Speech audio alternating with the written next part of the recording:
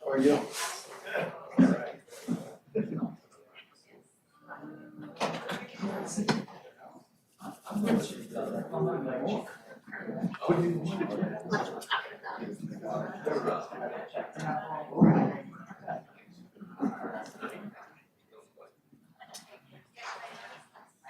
Very kiddos, good? Good. Good.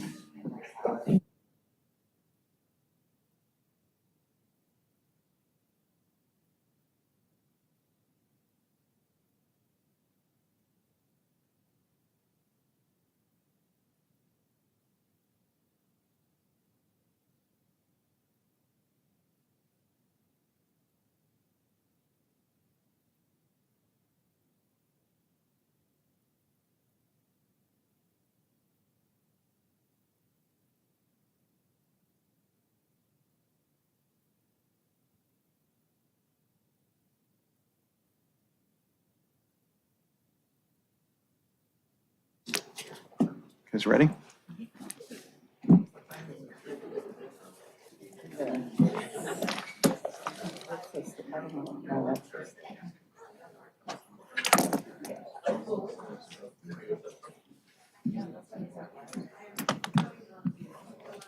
Okay, we are back from closed session. We were in closed session from a little after 4:30 to back now, so 6 o'clock. Can I get a roll call, please? Councilmember Narenheim. Here. Councilmember Kolujetovich. Here. Councilmember Obaji. Here. Councilmember Barrett. Here. Mayor Brand is absent. Mayor Pro Tem Lowenstein. Here, thank you. Can I get an announcement of closed session actions, Mr. Smoody? Yeah, I have one small correction. Assistant City Attorney Cheryl Park did not join us. It was just myself and City Attorney Webb representing on behalf of the city. And on item F1, the council voted 4-1 to appeal the denial of the motion for summary judgment with Councilmember Narenheim as the only opposing vote. And that's all. Thank you so much. Okay, we are adjourning to a regular meeting of the City Council of Redondo Beach on October 3rd, 2023. May I get a roll call, please? Councilmember Narenheim. Here. Councilmember Kolujetovich. Here. Councilmember Obaji. Here. Councilmember Barrett. Here. Mayor Brand is absent. Mayor Pro Tem Lowenstein. Here. If we could stand, please, for a salute to the flag and a moment of silence afterwards. I pledge allegiance to the flag of the United States of America and to the republic for which it stands, one nation, under God, indivisible, with liberty and justice for all.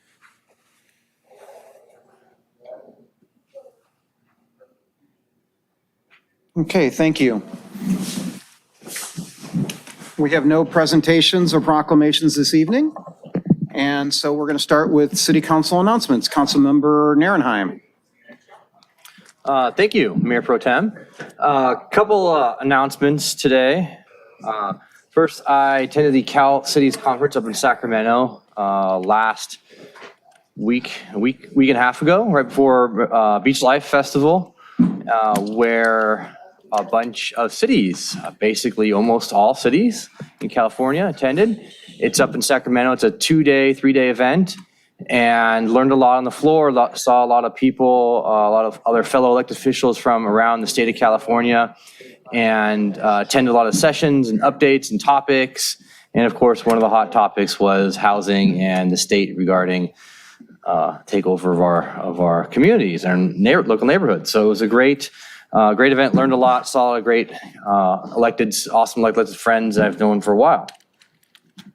I have my community meeting coming up, not this weekend, but next weekend, the 14th at Alta Vista, 9:30 a.m. And then I'll have an online meeting sometime thereafter. Coffee with a Cop, October 4th. Skateboard Park, October 21st, or skateboard event down there. If you guys haven't been to the skateboard park, I've covered that a couple times in my community meeting. People are really excited about that. Other than that, that's all I got. Thank you. Okay, Councilmember Kolujetovich. Thank you. Yes, I also attended the Cal Cities Conference with Councilman Narenheim. Had a chance to meet and connect with a lot of great people in LA County Division and around the state, as he mentioned. I attended meetings with the topics of homelessness, building mobile crisis responses, as well as those new state laws around housing and HCD's Housing Accountability Unit. I want to thank all of the public works, police, fire for putting on a great event for Beach Life. The performers were great, but the highlight for my house was the line dancing. I also attended the California Land Recycling Conference with Councilman Obaji, and we got some great information about availability for grants for brown sites like the power plant. And lastly, my community meeting is this Saturday at Franklin Park at 9 a.m. in person. We'll be discussing metro extension, Franklin Park improvements, and all things related to the city. So come join us. Okay, thank you. Councilman Robaji. All right. Thank you. And yes, we went to the Cal Recycling, Land Recycling Conference. And besides power plant, brown sites, think about dry cleaners. When those properties are vacated, the land is often very contaminated. So there's a lot of resources out there, both from the federal government and the state government. There will be Thursday, October 5th, Dine Around Artesia is being hosted by the NRBBA, the North Redondo Beach Business Association. And so you can go to their website and reserve there. It's $35. It's the first time they do it in several years. I wanted to comment on the passing of great Senator Dianne Feinstein. I'm not going to give a long eulogy here, but she's a ceiling breaker and groundbreaker. And Council President, LA Council President Paul Krikorian gave a really great eulogy on his Instagram. You can check it out to really appreciate her life. I also wanted to thank, in stark contrast to what we're seeing in Washington, D.C. with the divisiveness there, I wanted to thank Councilmember Narenheim and Councilmembers Kalujerovich for going to Hermosa Beach City Council last Tuesday when I could not, and wrangling them about their letters that they've sent to Metro favoring the row alternative for the Metro Sea Line extension. And as a result of their effective advocacy, joined by our grassroots residents who have been there at every step, the Hermosa Beach City Council decided to withdraw their letters, or consider withdrawing their letters, and are reconsidering their position this upcoming Tuesday. And had my community meeting last week on Wednesday. It's recorded on Facebook. Feel free to go check it out. A lot of folks attended, about 50 in person or on Zoom, and hundreds more, or at least 100 more have watched it on Facebook. That's it. Thanks. Okay, thank you. Councilmember Barrett.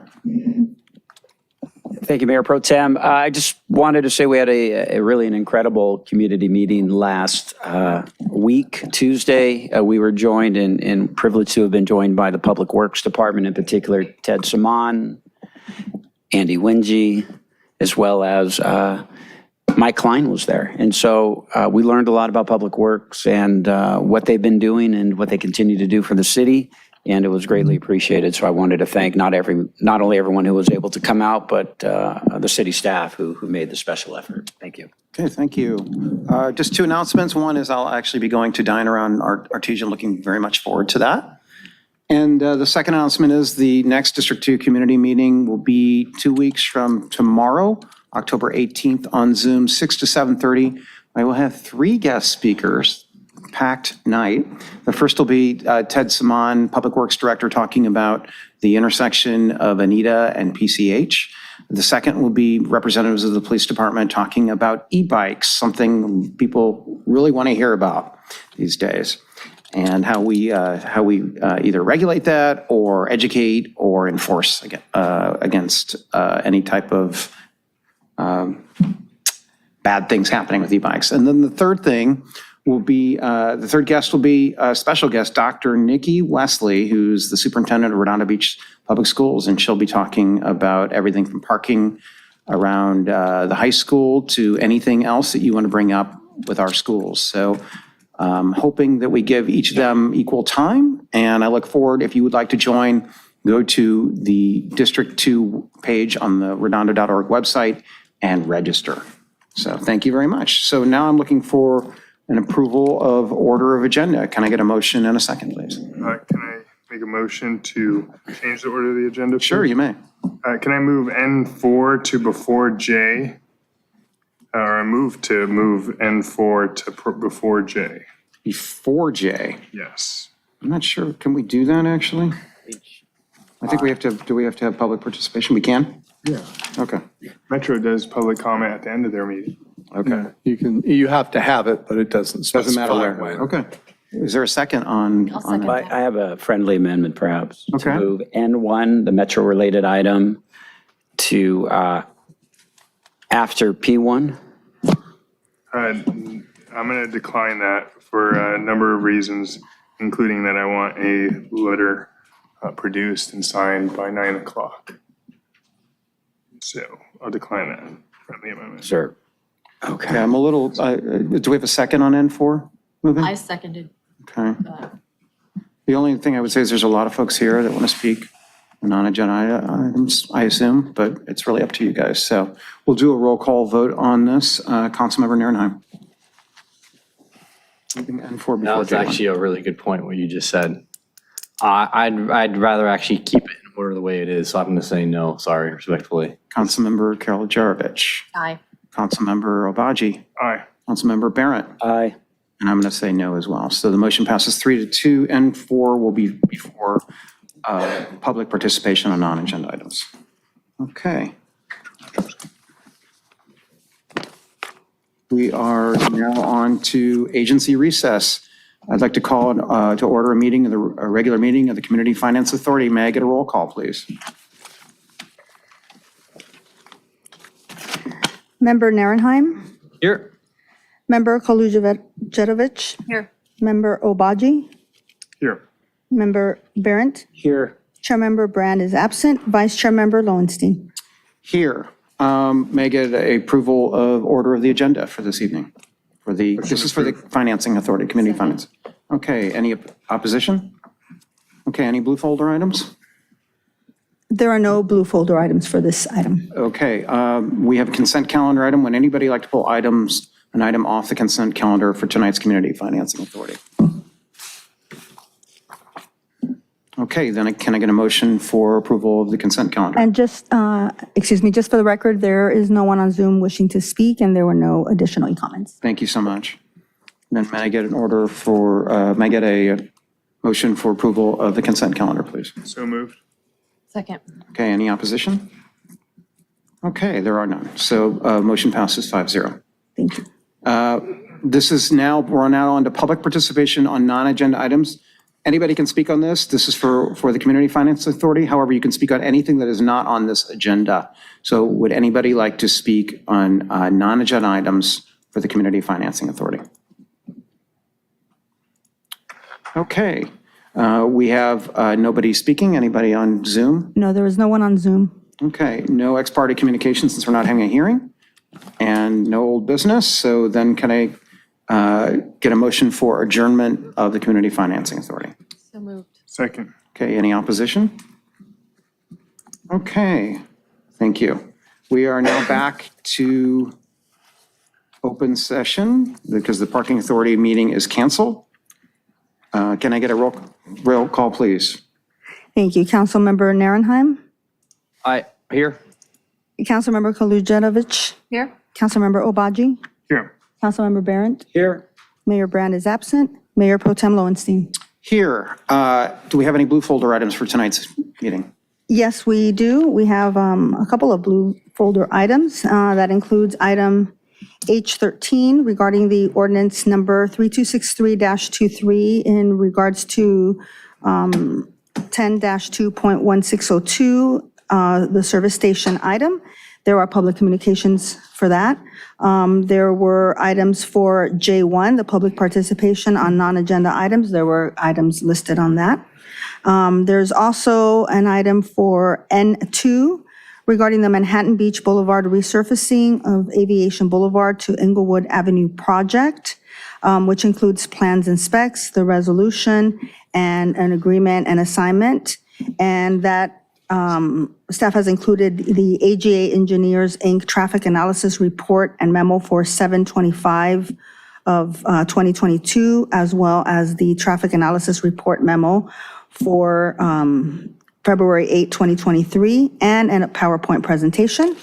And then finally, blue folder for item N3 regarding the discussion for the transit operations analysis for conversion of the Beach Cities transit fleet to zero-emission buses, and that includes a PowerPoint as well as public communications. That concludes blue folder items.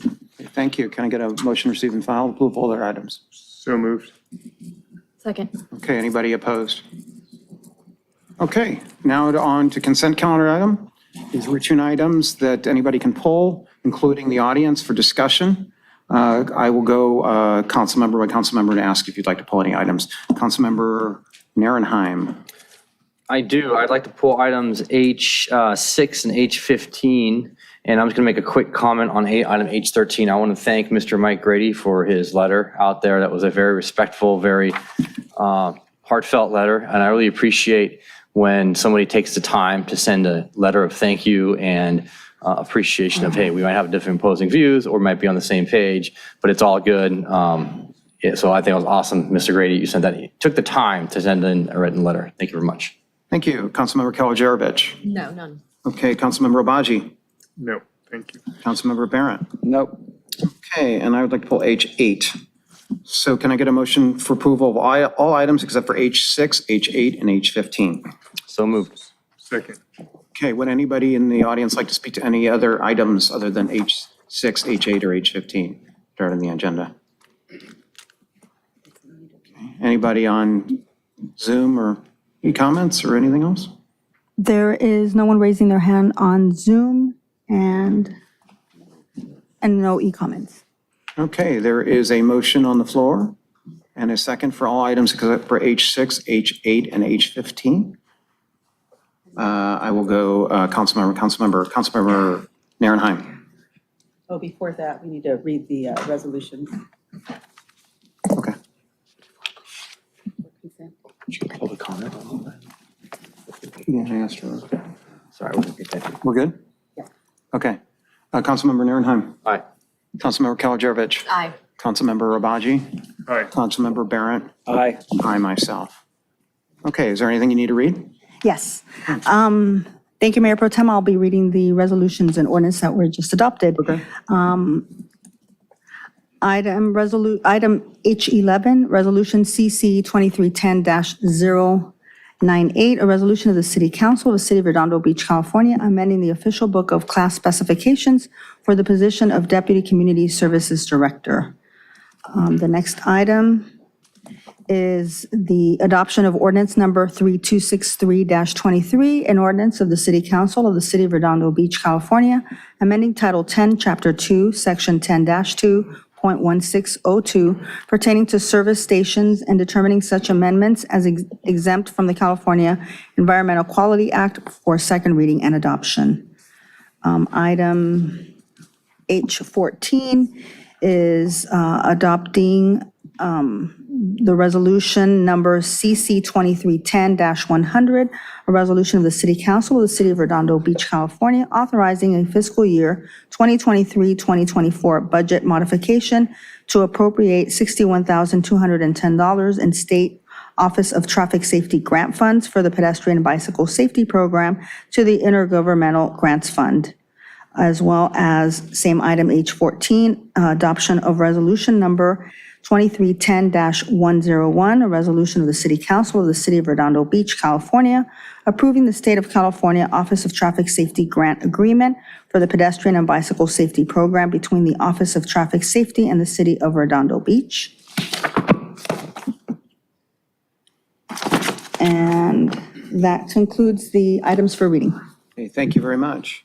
Okay, we are now on to pulled consent calendar items. Item H6, Councilmember Narenheim. Yeah, thank you. Two questions, actually. One is, when are we going to get a list of all the attendance records for everyone again? I mentioned the end of October, but I think it might be better the end of November, just because I don't have my people are on vacation and sick and things like that. Oh, got it. Okay. the other reason I pulled it was I go through this pretty often, and everyone always, for the most part, maybe on the day of, item H6, just so everyone understands, it's excuses of absence from various commissions and committee meetings. And we usually just always approve everything. And one of the reasons why is because everyone asks for an excuse for an absence the day of or before. And I've harped on this for years. And there's an excuse in here from someone who asked 5 days after the fact. And I said before that I'm not going to approve that. So I'm just going to be consistent all the way through. Commissioner Aziz requested an absence on September 11th when the meeting was September 6th. So, we need to stay consistent. And if we're going to have a policy for excused absences, it's got to be consistent. So I just pulled it because I'll excuse all of those. It doesn't affect anyone's commission appointment. It just affects whether it's an excused or non-excused appointment. And that's why I just asked regarding when we're going to get an update here, because we need to get an update on people's attendance records and whether they're excused or non-excused. So I'll make a motion to approve item H6 and all of the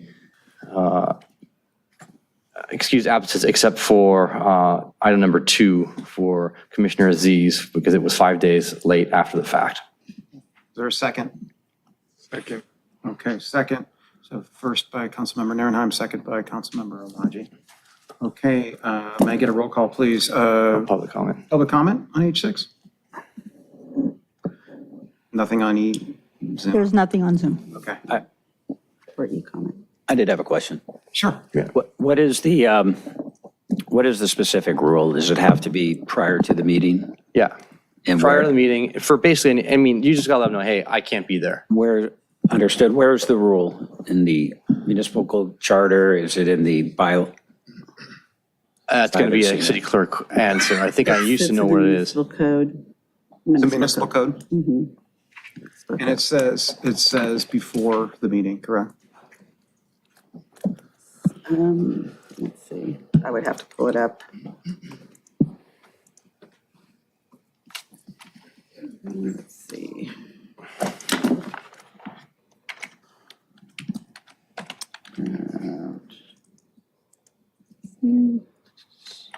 Hold on.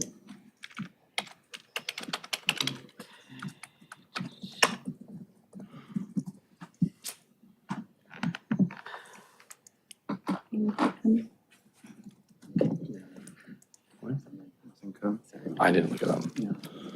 Out here.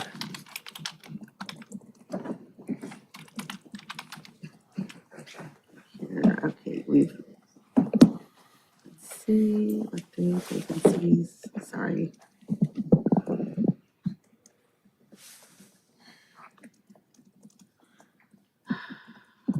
I see the city attorney's here. I don't know if you Yeah, have. I'm still looking, sorry. What, I'm Mike, just the not- question is, excuse absences, do they need to happen, petition needs to be happening before the meeting or? can it I be- think it's entirely up to the council. Yeah, I it's- don't it's- think it has a requirement. I'll look, but I believe It's not specific. it's just up to the council. So what I heard Councilman Narenheim, why I came out here, I think he's making the statement, correct me if I'm wrong, that he's not going to excuse anyone that can't ask for, to be excused prior to the meeting. But to answer your question, I don't think there is anything in place currently. Yeah, I agree with the principle. I'm just wondering if somebody was unable to ask for the excuse until after the meeting, for whatever reason, family emergency, et cetera. And to your point, I don't know what the basis for the excuse of Commissioner Aziz is. So I'm not saying I'm not in favor of it. I'm saying I don't have enough information. So that's just me, and I don't want to hold you guys up. It's I'll have non-available. to email it to you. Okay. Sorry, I just can't. So in answer to your question, it's uncertain. So, okay, then why don't we do a roll call vote, and there's nobody else on Zoom this time. There is no one with their hand raised on Zoom, and there were no e-comments related to this. Okay, we'll do a roll call vote. Councilmember Narenheim. Aye. Councilmember Kaljevich. No, I think we should have a strict policy in place or a clear policy before we're going to make any adjustments. Okay, Councilmember Obaji. Aye. Councilmember Barrett. No, for the reasons I mentioned. I'm going to look into this further, though. And it's 2-9.107, where they can be, if they're absent for the regular meetings of such board or commission for a period of 60 days, unless by that's not all, but unless by permission of the city council expressed in its official minutes. So it's up to the discretion. I'm also going to vote no because it wasn't spelled out ahead of time, but I think it's something we should look at addressing so that everybody's clear. So then can I get a motion then to approve H6 in its entirety? So moved. Second. Okay, first is Councilmember Kaljurevich, second is Councilmember Barrett. Anybody else would like to speak to this? Okay, can I get a roll call vote, please? Councilmember Narenheim. No. Councilmember Kaljurevich. Aye. Councilmember Obaji. Aye. Councilmember Barrett. I'm sorry, what's the pending motion? Just to This is approve the in whole thing. its entirety. And I myself. So motion passes 4-1. Thank you. Okay, on item H8, I actually pulled that item, Mr. Saman. Okay, I'll just give a brief primer. We are making adjustments to the intersection at Anita and PCH. Mr. Saman, can you tell us what the adjustments are Absolutely. and what we're doing with this item? Yeah, the item for you tonight is actually a funding agreement amendment. It is something that Metro issues on an annual basis when we're unable to complete a project prior to the expiration of either the amendment or the original funding agreement. The improvements themselves, which will be coming to the city council hopefully within the next couple of months, are to rechannelize westbound Anita in a manner in line with what the council and the residents of the area had concerns with before.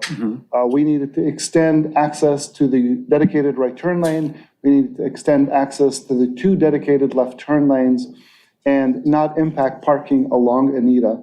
It was originally thought that parking would be impacted, but in working with our consultant, we were able to make the modifications without impacting any of the parking, yet providing that access for all the lanes and the movements.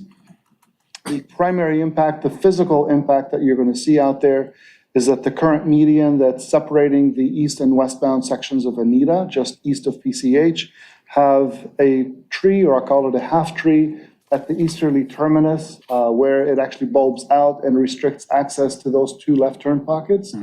That median is going to be shaved. It's going to be as narrow as the narrower spot as you get closer to Pacific Coast Highway. It will include the removal of the tree in order to provide that access, and it'll extend those left turn pocket access so that we don't have cars queuing up in the through lane to either make a left or what we've also seen them queue up to make that right turn movement. So that's the intent of the project. We did describe that at the District 3 meeting. We will be coming to describe that to the residents in District 2 in the next couple of weeks. Yeah, so right now, the budget for the project is $2.5 million, correct? Okay. I did pull this for a couple of reasons. One is it is in between Districts 2 and 3. I've gotten a number of complaints about this project from residents on Anita, but my concern isn't so much the turn lanes, we are not addressing the traffic on northbound PCH. It is by far one of the worst intersections in all of Redondo Beach. And it queues up all the way I've seen it to Eda Joe's and to high school. And yet we're not doing anything about the signals. We are not doing anything with Caltrans to make this work. We're not spending a dime, as far as I know, to change timing or to change synchronization. And it's almost like putting lipstick on, what we refer to as, yeah, it seems like it's the wrong solution. I'm not a traffic engineer, but I've heard nobody complain about going westbound on Anita, but I hear lots of people complain about the traffic. And all you have to do is go out there on a weekend or at 8 a.m. on a weekday and see the traffic queued up all the way almost to the high school. And yet this is what we're focusing in on is westbound and not northbound. I just don't understand it. What are we doing for northbound PCH? Well, two separate situations. First of all, the issue with westbound Anita has been present. We have received multiple complaints about it, which is why we initially asked for the funding from Metro to do the work. And yes, the fact that the cars were queued up well beyond any of those locations, and it would hinder their ability to access PCH in either the northbound or the southbound direction, the way that it's currently operating today. So this will facilitate those vehicles from exiting off of Anita, entering onto PCH. PCH as a corridor is a state highway. It is something that Caltrans has been looking at. We've been in conversations with them. We don't have any jurisdictional control over it. Whether they need synchronization improvements or the connectivity of the pedestrian hybrid beacon signal that they placed in Hermosa Beach on 3rd Avenue, they're aware of that. They have a resurfacing project that's supposed to start sometime in this calendar year. Looks like it'll actually start in calendar year 24. We understand from their engineers that they're going to be doing a coordination plan for it and to interconnect that pedestrian hybrid beacon with the signals themselves. But that's beyond our ability as Redondo Beach staff to work on the state highway to make their improvements for them. Is the money for intersection improvements? Our money is for the intersection improvements and is primarily for the westbound movement, yes. Okay. And we actually have the 2.4 million in case we needed to touch anything within the intersection. But as you know, working with Caltrans is a very challenging situation. And what we're doing is we're staying away from their right of way at this point. Yeah, and I understand that. I understand how challenging it is, and we all know how quickly the state works, especially Caltrans. But I don't see any movement from our side. I'm not going to vote for this because I don't think it's a great use of money. I'd rather see that money on other things and have it redirected towards fixing the problem on northbound PCH. I understand we've been working on this. I haven't heard anybody complain to me in 7 years about going westbound other than the signals being, the markings being a bit confusing. Other than that, I've heard nobody say, I'm queuing up, can't you fix that? I've heard plenty of people say it's murder going through Hermosa Beach and also at that intersection. So anyway, if anybody would like to make a motion to approve that or has any questions, I'm glad to. Councilmember Kalajarovich. What happens if we don't approve this? It stays status quo. And those complaints that used to come to us, we'll be able to tell them that we were unable to fulfill the improvements that we were proposing. Is there any money that we're out, what money We spent wouldn't. outside of staff Whatever time? funds we would have expended at this point to do the project, obviously the council has the ability to reject the project or reject moving forward with the project at some point. It's a reimbursement grant to begin with, so they're not giving us any money in advance. We would just be closing out the project with them on paper and not receiving any more funds for it. But we would be committing to this project if we accepted the money, obviously. Absolutely. We couldn't be asked to repurpose it for, No. This is all grant funding. We submit on a project-by-project basis, and the funding that was requested was specifically for these improvements. okay. Anybody else have questions related to this? I was just going to say, I think this definitely requires further discussion. I know you've spent a lot of time on this. I know I've talked to residents as well. I actually hand-delivered notices to people on Anita about the change. And I think they should be here to talk about it. I don't think we should kill this project as is right now without that proper discussion. Okay.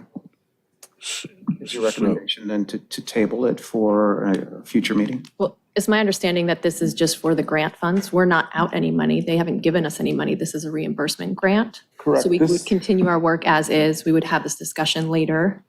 When you present it to council, we could have public comment at that point and discuss it then. Absolutely. Yeah, tonight's action is strictly to approve the funding agreement amendment. Right. Motion to approve. Second. Okay, is there any public comment on this item? Anybody on Zoom? No one on Zoom is raising their hand, and no e-comments. Okay. We had a motion by Councilmember Kalajarovich, seconded by Councilmember Obaji. May I get a, what's that? Does he have a question, Baron? Are you guys finished with questions? Yeah, he's just struggling. Yeah, I'm done. Okay. Thank you. We will do a roll call vote. Councilmember Nierenheim. Aye. Councilmember Kalajarovich. Aye. Councilmember Obaji. Aye. Councilmember Barrett. Aye. And no from me. So motion passes 4-1. Okay, can I get it, can we now go to H15? Councilmember Narenheim. Yeah, thank you. So H15, Mr. Kapovich, are you here, sir? Thank you. As a quick intro to the item for everyone, this is the boat launch ramp, the famed, infamous boat launch ramp, which we have a stake in the sand, stake in the ground, and we have decided where it's going to go. And I actually love the staff report that's in here. It's really well written. I really appreciate that. And I got a couple of follow-up questions for this. One is and also before I go into that, I want to commend you and thank you for the RFP for this, not just automatically choosing someone and going down that path. So first question is, how long do we expect this contract or this, RFP goes out for RFP and then it comes back? How long is that going to take? Start off with that. Well, I think we'll advertise for about a month, see what kind of takers we have. We do have some specific firms in mind that we'll probably email the RFP directly to, just to kind of solicit their feedback. We have a review team, an in-house review team that would essentially grade the submittals, do interviews, bring back a selected finalist, probably within 2 months. The contract itself is a little like Seaside Lagoon's contract, where it's cradle to grave. It's essentially helping us out with the studies that dictate the design of this thing, traffic studies, demand studies, parking studies. That's going to have a big kind of impact on how that whole area of Mole D is striped for parking and for ingress egress. Once we kind of have that finalized, we'll go through the entitlement process. And we're expecting that from the time we get into contract to being in front of the Harbor Commission and City Council to be about a year. We've actually accommodated for an additional year after that, just to traverse the Coastal Commission. I do think there is time that can be saved there. So it is a little bit of a conservative year to get through that. And then about a year and a half to get building permits and to construct it. So we're looking at almost 4 years, but I do think there's probably room to reduce that a bit. I saw the proposal of assumptions in here, so basically 4 years, just under 4 years. That's a broad timeline. So we don't need to do a full EIR, just a little M&D. I expect an MND, but we're going to do a full initial study to make sure we're doing the right environmental report. Oh, really? You do expect it? Okay. So do we expect Sambas to be impacted on this? I do. I think we've got quite a bit of parking needs and ingress egress needs, turnaround needs. I could be shocked, and a portion of Sambas could be saved, but I'm expecting it to be needing to be demoed. The whole thing or just portion? The whole thing. It's my expectation. Right. The studies will dictate in the first few months whether or not that's the case. And to that point, in the first few months, we'll get status updates and reports in terms of like where we are with what the design's looking at? We can do that. Because Absolutely. Yeah. I think it's important because there's so much happening in the harbor right now, from beach life to new leases to Seaside Lagoon, the center. Yeah, okay. That's all the questions I have. Thank you. Greg, I got a question. What about the boat hoist? So when we approved the amenities plan, the city council actually made a motion to specifically include a statement that said when the boat launch was built, that we would then remove the boat hoist.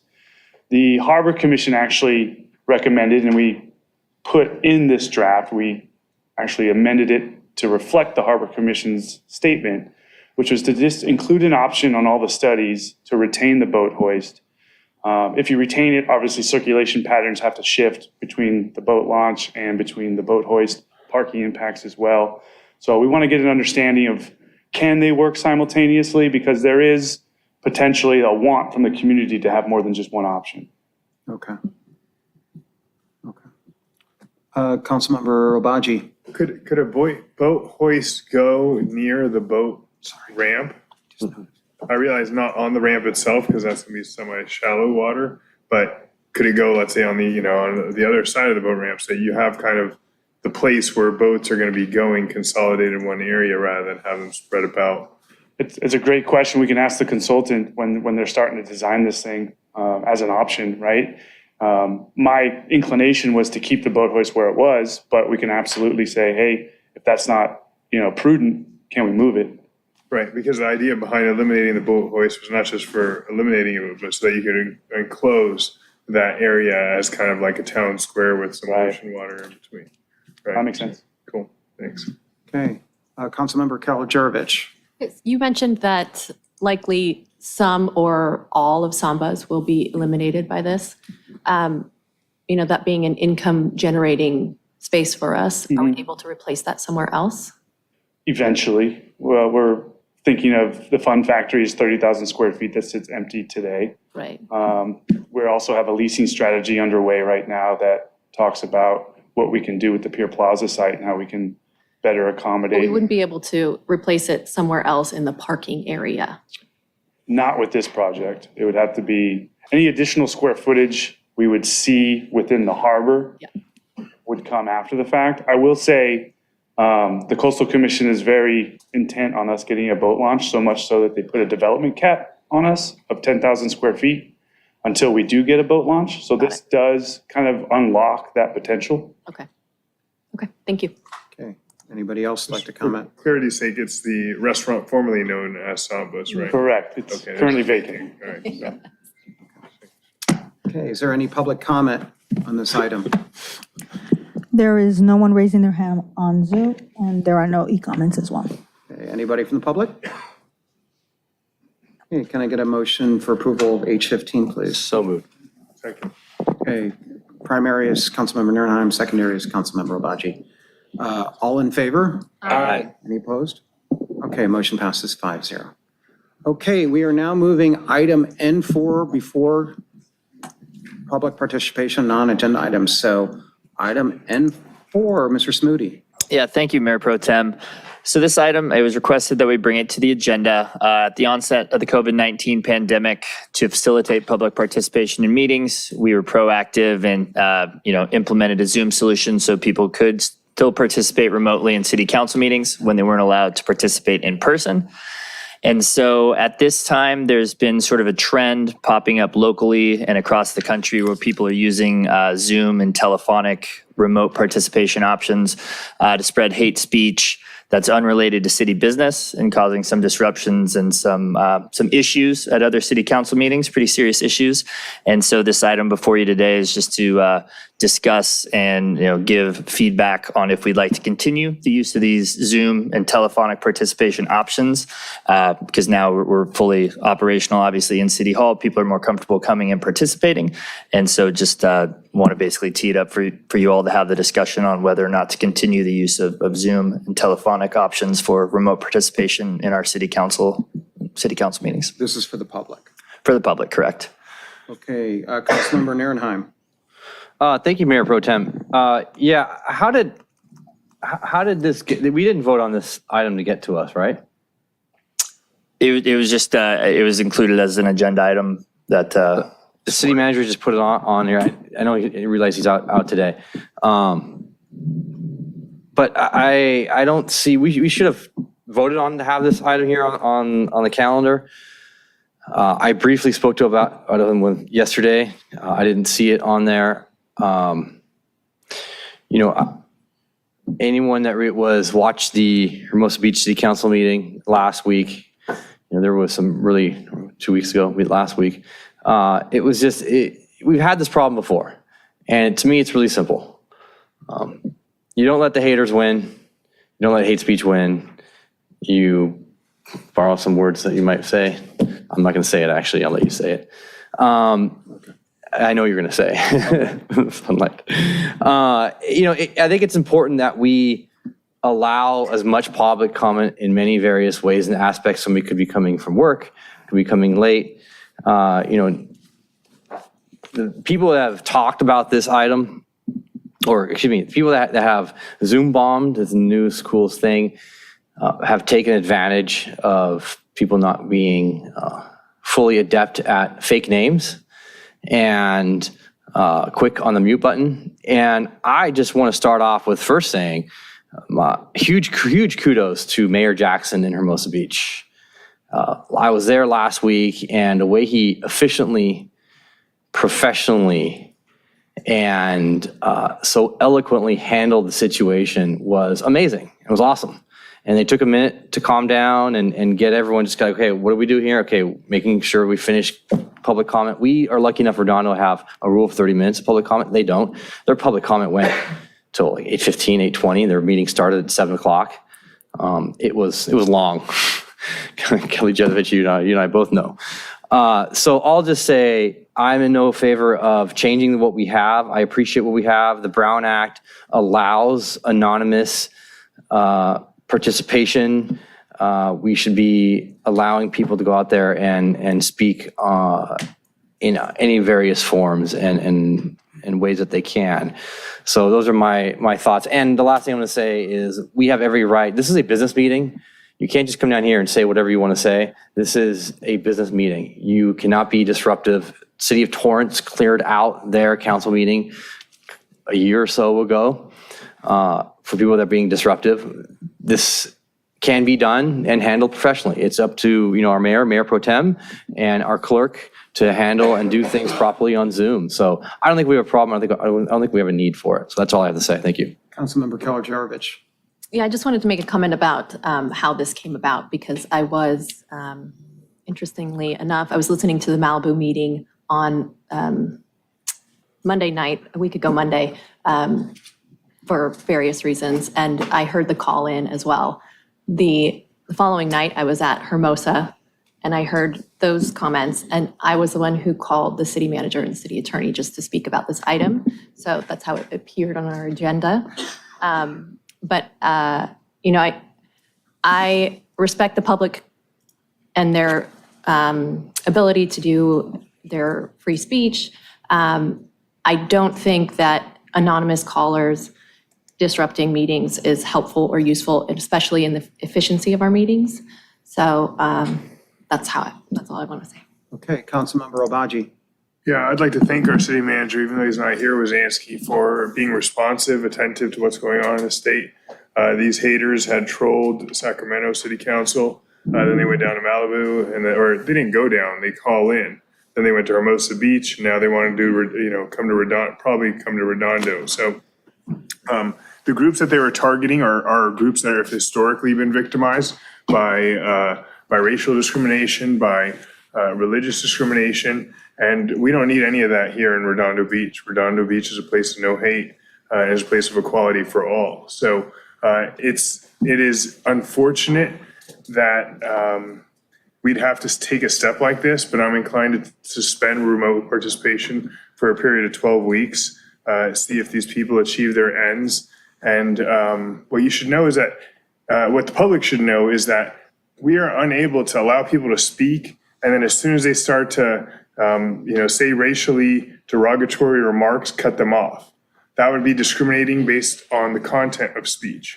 So we can only take broad strokes and disallow a certain medium of speech. So by disallowing them from participating on Zoom, they'd have to come down here in person, show their faces, at which point then we could show their faces to the rest of the world as racist bigots. That would be my motion, is to suspend Zoom participation immediately for a period of 12 weeks in order to prevent disruption to the public discourse here and protect our sensitive groups that have already been traumatized by the path of history. Is there a second? Second that. Okay, Councilmember Barrett. Thank you. I'm very reluctant to vote to suspend public comment remotely. It's a huge part of public participation in Redondo Beach, has been for a while. And we're all against offensive and cruel speech, and nobody endorses that. I don't know if our city attorney is monitoring the situation at all. I know you haven't been asked to, but in light of your discussions with Councilmember Keller-Jarovich, I don't know if you have any opinions or thoughts on this topic. If you don't, that's fine. Well, I've been monitoring it since I became aware of it last week from Hermosa in Malibu, where they did in fact cut the speakers off. Whether that was legal or not, it's hard to know. And obviously, my concern is liability to the city and whether or not the trolls are seeking a lawsuit.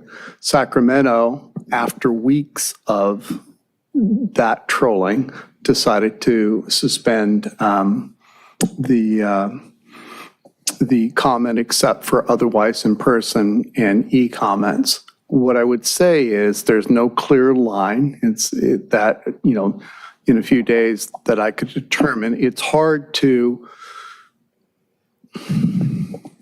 so the torrent situation, and there is a new case law, a new statute, modification of the Brown Act, SB 1100, which allows you, the mayor pro tem, or mayor, to empty out a room full of people that are disrupting. But disrupting is very different from determining it based on the content of their speech. And people are much less likely to make the speech when they're here present and have to own up to the words. But it's a tough choice for all of you because as Councilman Nierenheim and Councilman Barrett have said, people are getting used to it. People are, when they can't otherwise get here, it's nice for them to be able to communicate via Zoom. So all I would say is, in your choice, don't just assume that it would be legal to handle it the way other cities did and just cut off their microphone if it's based on the content of what they're saying, where they're not, chanting and talking over other people and talking over you. That would be a disruption. On the other hand, maybe the appropriate way is they have their 3 minutes. And as much as you hate the speech, they have their 3 minutes. And so it is a tough choice, but that in rough terms is kind of, you have to pick the lesser evil. Is it giving them their 3 minutes of just absolutely hateful speech? Or is it cutting off a medium? Or is it a middle ground where you cut it off for a period of time, such as 12 weeks? And that's entirely your choice. The only thing I would add, if a majority goes along it, I would suggest you modify it that it's suspended except as required for the Brown Act. So for example, if one of you teleconferences in from location and it's scheduled, work, vacation, they have to, the public has to be allowed to teleconference in from the same location. And if it's the good cause where someone's ill and it's too late to notify the location, or you can't have someone there because you're ill, you're required under the Brown Act to allow teleconferencing. So I would suggest if it's lining up that it would be except as required by the Brown Act.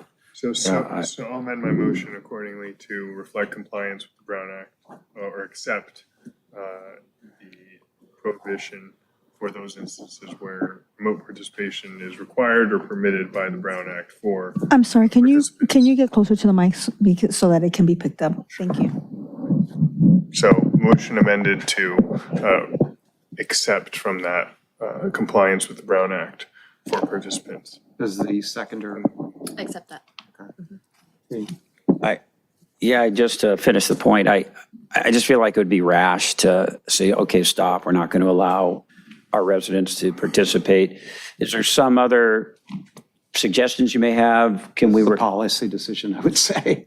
This is not a legal decision. well, can we require names and if they no. appear on Zoom to appear on video? You can't require names. They're Okay. allowed to appear anonymously.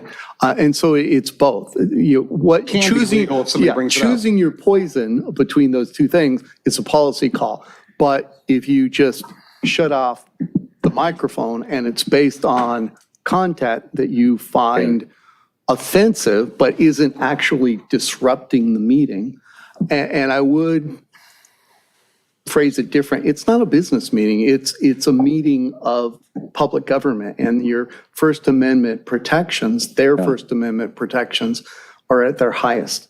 And so what you could cut off in a business is very different from what you can cut off. But those are two difficult choices. Do you we'll put up with 3 minutes of however many people saying awful stuff, and perhaps that motivates you to make a referral to take action separately that they would hate, it motivates you. Or do you protect the public from hearing that, but you do so at the cost of excluding the public from having an opportunity to speak? Yeah, and we don't know some motivations. We don't know the motivations of these hateful people who are calling in. For all we know, their motivation is to shut down public comment that's done remote. And so if we just pull the mic, knee jerk, and wrap it up, they've won. Yeah, it could be that. It could be trying to sue.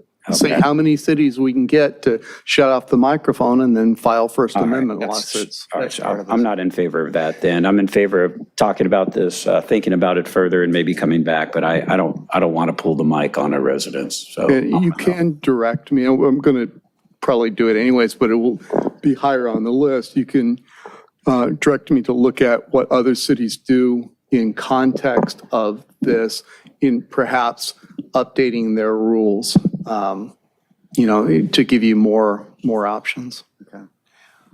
Well, let me start off by saying I'm sad we're at the stage where we have to consider cutting off free speech. It says a lot about where we are as a country, where people feel like they can say whatever is on their mind and feel like they're going to attract people. Quite honestly, it has the opposite effect. Sunlight is the best disinfectant. As the only person up here who's Jewish, I can assure you there's nothing I have not heard in my life that would offend me.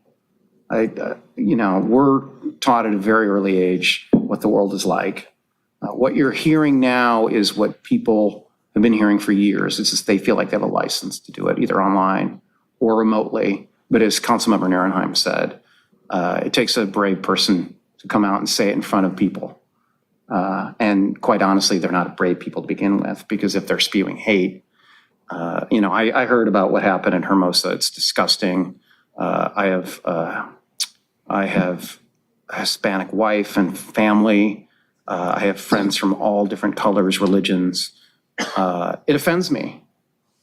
But that doesn't mean that I shouldn't, or anybody else shouldn't hear something because I don't like it.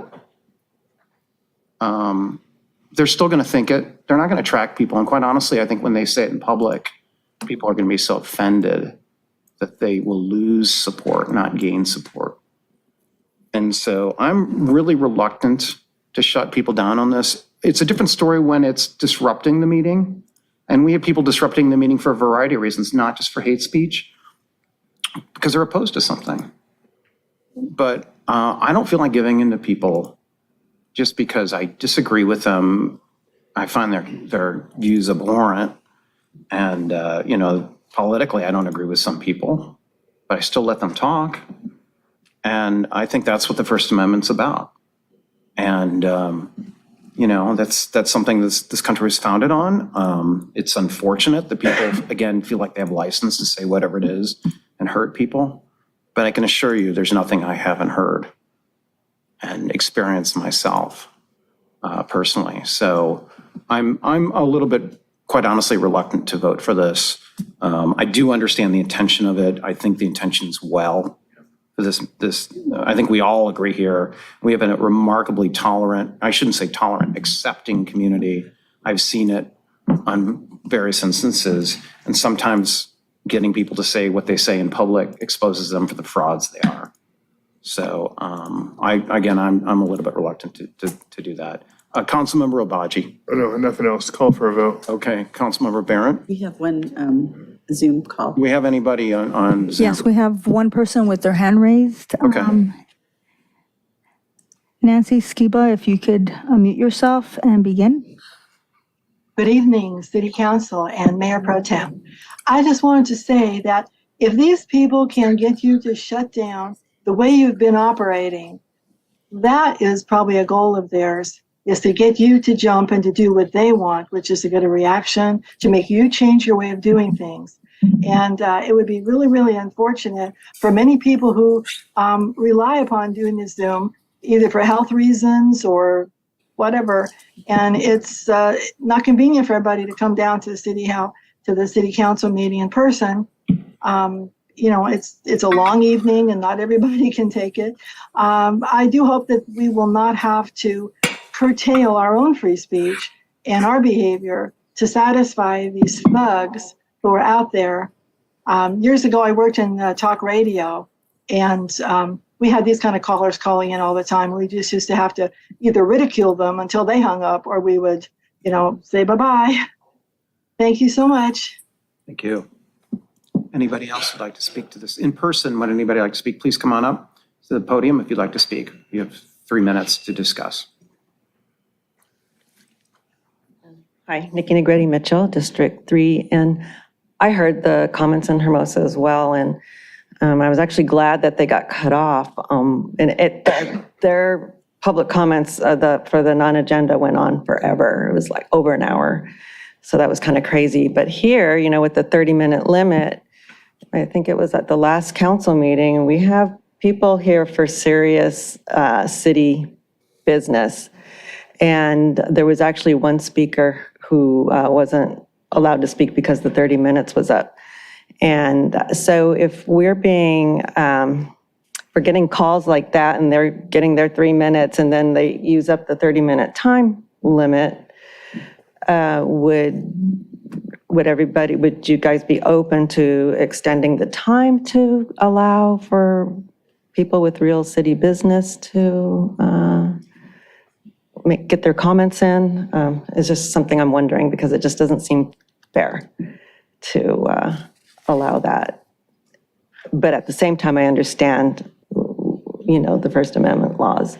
So I'm just thinking in terms of when there's official, real city matters to discuss that are really important. If there was a way to work around that, to allow extra time for more people to speak. Anyway, thank you. Thank you.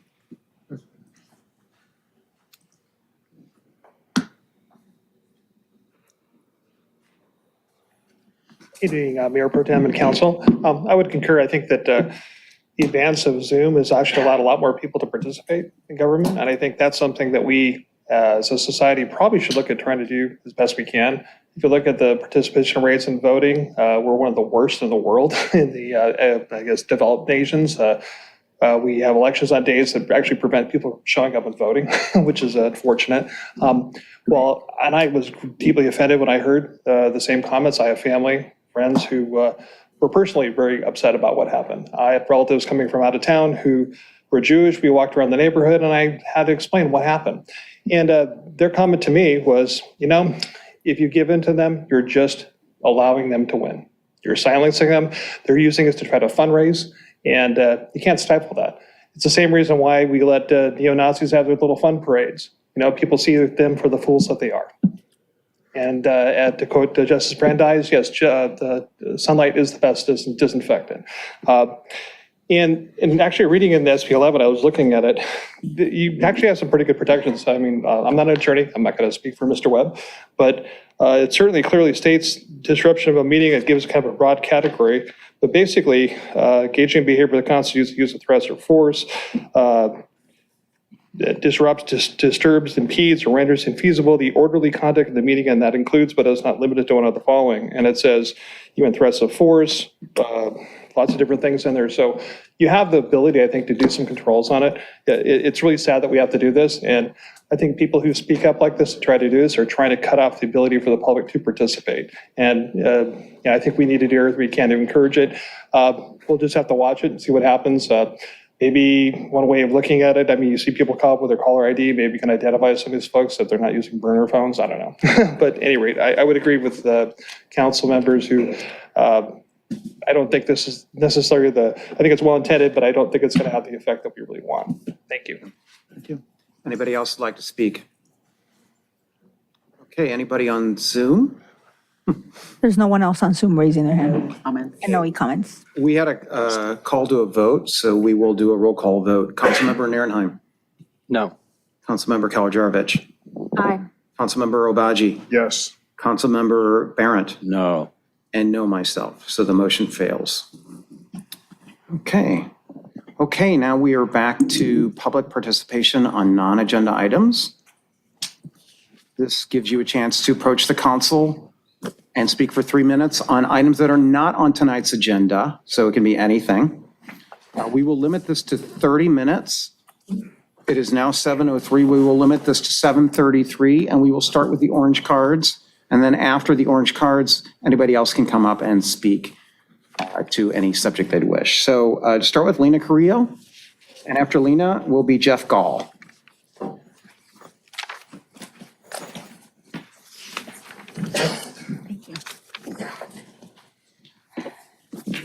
Okay, hi, Lena Carrillo, President of the Redondo Beach Professional and Supervisory Union. Just a couple things to receive and file. One of them, a comment from civilian receive and file. employee of the police department. And then also another email stating how impressed a customer was with the great links a staff member in our cashier's office went to. Happens to be a 17-year employee with Redondo, and her department head notes her as one of, quote, leaders in demonstrating the city's core values. Again, she's one of many of your employees that go above and beyond in working for this community. Tonight, I also wanted to call attention to an article in the Easy Reader the week before last, titled 911 Dispatcher Calls Labor Situation Dehumanizing. It's centered around the testimony given at this podium by one of our dispatchers at the September 5th council meeting. She had very direct words regarding the ramifications of the intentional decision by the city over the last 10 years to deliberately pay Redondo employees wages that are the lowest. Prior to the last 10 years, Redondo was a competitive employer where your job postings yielded so many applicants, HR used to limit the total number of applications accepted. In dispatch, Redondo was the place to work. Redondo Beach ran a top dispatch center for over 30 years. In fact, that's why our current dispatch manager made a lateral transfer here as a dispatcher years ago. This was the place. Your own compensation study demonstrates why this changed. The current issues in dispatch are directly correlated to one policy decision, the deliberate act by councils over the last 10 years to say, we will go to every length to give only the nominal of salary increases to our miscellaneous employees. And now your employees are the lowest paid by about 20%. It makes no sense that you had a top dispatch center for over 30 years, and then it's only in the last few years that the personnel issues have arisen. Direct correlation with the policy related to miscellaneous employee salaries. All you would have to do is pay a wage in line with other public agencies, and you would be back to having a slew of qualified applicants to work for us in dispatch. Because what's the alternative? Having your residents dialing 911 to basically some call center 3 cities away? Having a dispatcher answer who oversees a multitude of other cities and has zero personal knowledge of this city and our police officers? I think your residents would be up in arms. And if that were to happen, not to mention your police officers as well. So the only viable answer is figuring out how to effectively fix the salary disparity. And dispatch is only the tip of the iceberg. This challenge exists in the jail, in the permit center, at the business license counter, at the rec office, across every division of the city. And that's why the employees will not concede until wages are brought to median. For 10 years, we've been told we need to wait a bit longer for improved salary adjustments because the city has other priorities.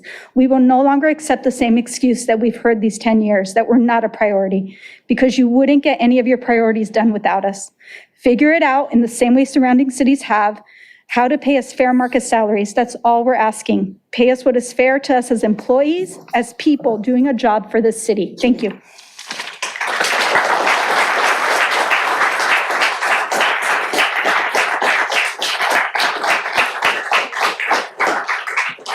Okay, Jeff. Motion to receive and file.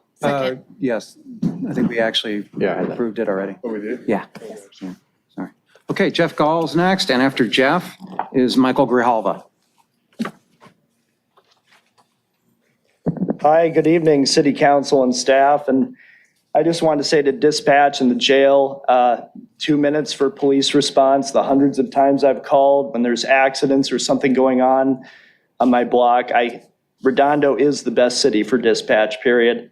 I hope they get a raise. Thank you. I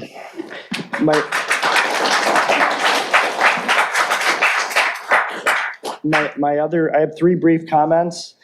I've been really happy with the city council response to Artesia and Ringe. That was a horrible accident. Condolences, and what a tragedy. Just a couple of ideas, and I look forward to your meetings, Scott and Zane, also on how you're gonna improve that intersection. But if the victim was going out of Taco Bell, if we could look at a way to work on the ingress, egress, as well as any sort of arrow we can use to direct traffic better coming out of Ringe across from Artesia. I know it's hard. I know it's probably going to be very expensive and there's going to be a lot of input and probably a lot of milestones to clear, but it's not Caltrans. It's solvable in Redondo Beach, and I look forward to participating because that shouldn't happen again. The other two things I would say are e-bikes with Manhattan Beach. I like where they're going with tickets. $500 tickets to get the parents notified that their kids need to stop at stop signs or they're going to have problems and, potential accidents between cars or pedestrians or bicycle versus car, bicycle versus pedestrian, et cetera.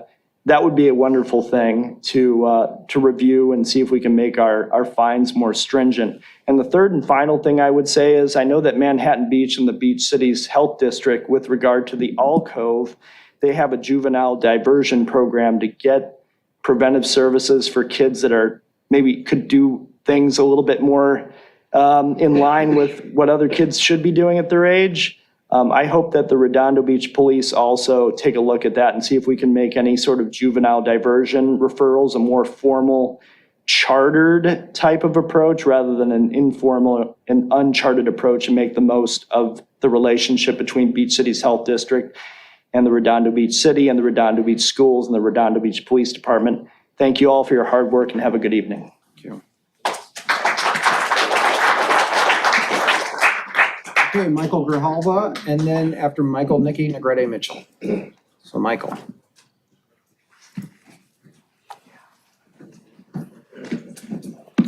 Good evening. I'm grateful for this opportunity to address everybody. My name is Michael Grijalva. I'm the Teamsters representative for the city of Redondo Beach, representing over 70 employees in the city. We had a membership meeting yesterday, and I would like to share some of the member sentiments. I would like to emphasize that there is no question whatsoever about our members' dedication to their duties.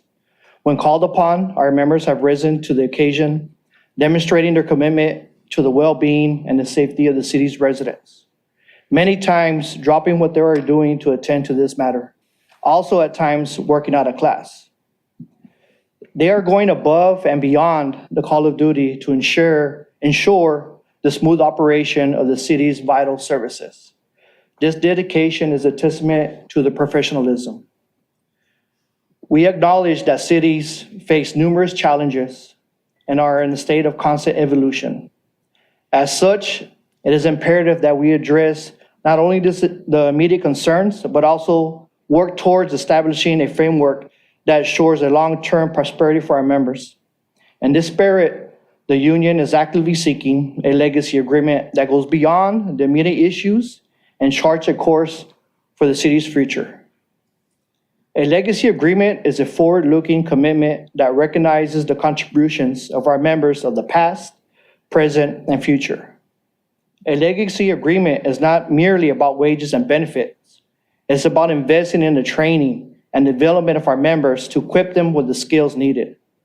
It is about creating an environment where our members can thrive, providing the best possible services to the residents. We have faith in the bargaining process, and we believe through open and respectful dialogue, we can reach an agreement that serves best the interests of both the city and our members. We understand that negotiations can be complex and at times challenging. We are committed to working hard and finding common ground. In conclusion, our union members stand ready to continue serving the city with dedication and professionalism. Thank you for your time. I look forward to a continued strong relationship with the city. Appreciate it. Thank you.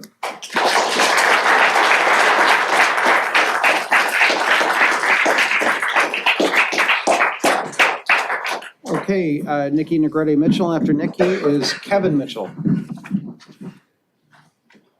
Hi, Nikki Negrete Mitchell, District 3. And first, I want to thank Paige Kalodarovich and Nels Nierenheim for the awesome showing at Hermosa Beach City Council. I was really proud of both of you. You killed it. We had 11 people from my group show up, and so, yeah, that was a good turnout and very effective. The other thing is, my great-grandfather was in the Mexican circus and actually hosted Pancho Villa at his home in El Paso, Texas. Something a true fact about me. The other thing I wanted to talk about is as you know, I attend the board meetings in person, and I've been watching the board meetings, the planning and programming committee meetings for 3 years now. And I learn a lot, and I really, I make a lot of observations. I read the room, I hear how they respond to certain things, and I see what they don't respond to. And it's really, so I have some really valuable feedback. And so when I'm reaching out, that's what it's about. I was there in the last September meetings where there was a lot that happened. And as you know, as a result of our participation, they postponed the October recommendation meetings. And really proud of us who helped make that happen. So at the very beginning of the board meeting, Holly Mitchell had the announcement made that they were going to be postponing, she wanted to quote unquote halt the October discussions based on the public feedback that came into the committee meetings. And so I want to thank Zane called in, Doug Boswell and Jennifer Dodge, my husband Kevin and myself, we were there in person. And I was watching in real time and watching their visceral reactions in their faces when it came to what certain people were saying and then the things that they weren't responding to. So I have a lot of interesting, useful information to share. So anyway, that's what I wanted to talk about here. Thank you. Thank you. Okay, next is Kevin Mitchell, and after Kevin is Scott Vilhauer. Hello, Council and Mayor Pro Tem, Kevin Mitchell, Redondo resident. So a couple weeks ago, I spoke to you guys regarding the Hawthorne Options North transition from Marine Station. So I built a section out on No to Row, which details sort of this problematic path that Metro has chosen for this option. It includes maps, pictures, to explain and try and make it clear and accessible. So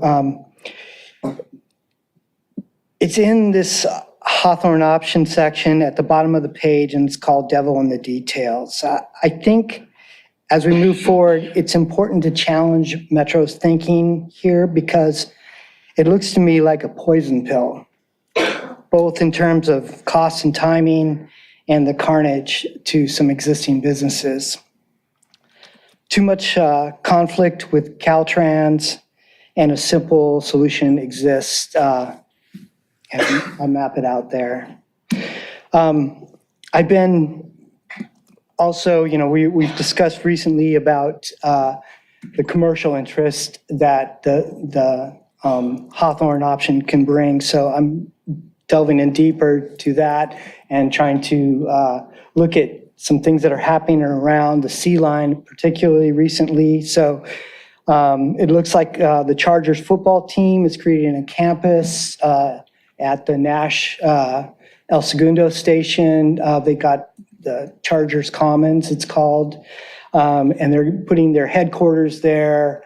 They're building a practice facility. So literally you'll be able to go to the platform there and look down and watch them practice and stuff like that. I'm sure it'll be a venue in and of itself. at Continental, the new businesses that have kind of built out around there, the Motor Trend and CBRE is there now. There's a whole slew of new and modern sort of business structures that are along that street that follows the sea line there. So I just think, we need to just keep pushing the idea of a really prosperous South Bay opportunity here. So that's all. Thank you. Thank you. Okay, next is Scott Vilhauer. I hope I pronounced it correctly. And then anybody who'd like to speak after Scott, please come up to the microphone. Hi, my name is Scott Vilhauer, and I'm here tonight on behalf of the clerks of the Redondo Beach Public Library, which just closed at 7. The clerks work till 7:15. We're very proud library clerks who have worked for the city of Redondo Beach for 10, 15, or even 20 years. Serve our community every day with a smile, and our patrons come from all walks of life. We see all of Redondo Beach's children's, teens, adults, and senior adults pass through our doors all day, every day. Our jobs have become increasingly challenging with the sociological changes our city is going through. We are at the front lines providing customer service to the public, which requires us to adjust to every patron's behavior. And no matter what they or we are going through, we remain calm, professional, and courteous. We worked through the entire COVID crisis, and you may or may not realize, but we were on the front lines, serving our patrons through curbside checkout, wearing our masks, shields, and gloves. By the way, none of the PPE was provided by the city. I had to procure it as part of the acquisitions department from outside vendors. During this COVID shutdown, our work environment was far from ideal, and it was not very safe or accommodating, but still we faced these challenges successfully as a team. We all did a great job of taking care of ourselves and staying healthy in order to serve the public and our community. Our patrons expressed gratitude for making their day by pulling books and movies to make them available for checkout. Our reason for applying to work at the city of Redondo Beach was for its stability and security. However, we have not seen a salary increase in years, and it's getting more difficult to make ends meet. Our department could use the support of the community and the city at this time. We ask you to please see us as contributors to the education of our citizens and the quality of life in the city.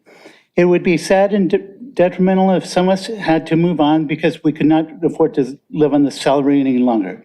Thank you in advance for your support. Respectively, the Redondo Beach Public Library staff.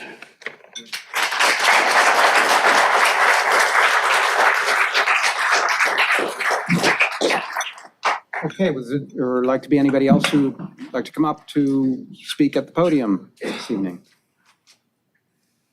Okay. Please say who you are and which district you're from. Actually, you can't ask that. Yeah, my name is Wayne Craig. I'm a resident of Redondo Beach. But You can't require. I do live in this urban. I could actually say I'm Todd Lowen's too. Anyway, I did want to follow up on some of the comments that were with regard to the right-of-way Green Line Metro extension.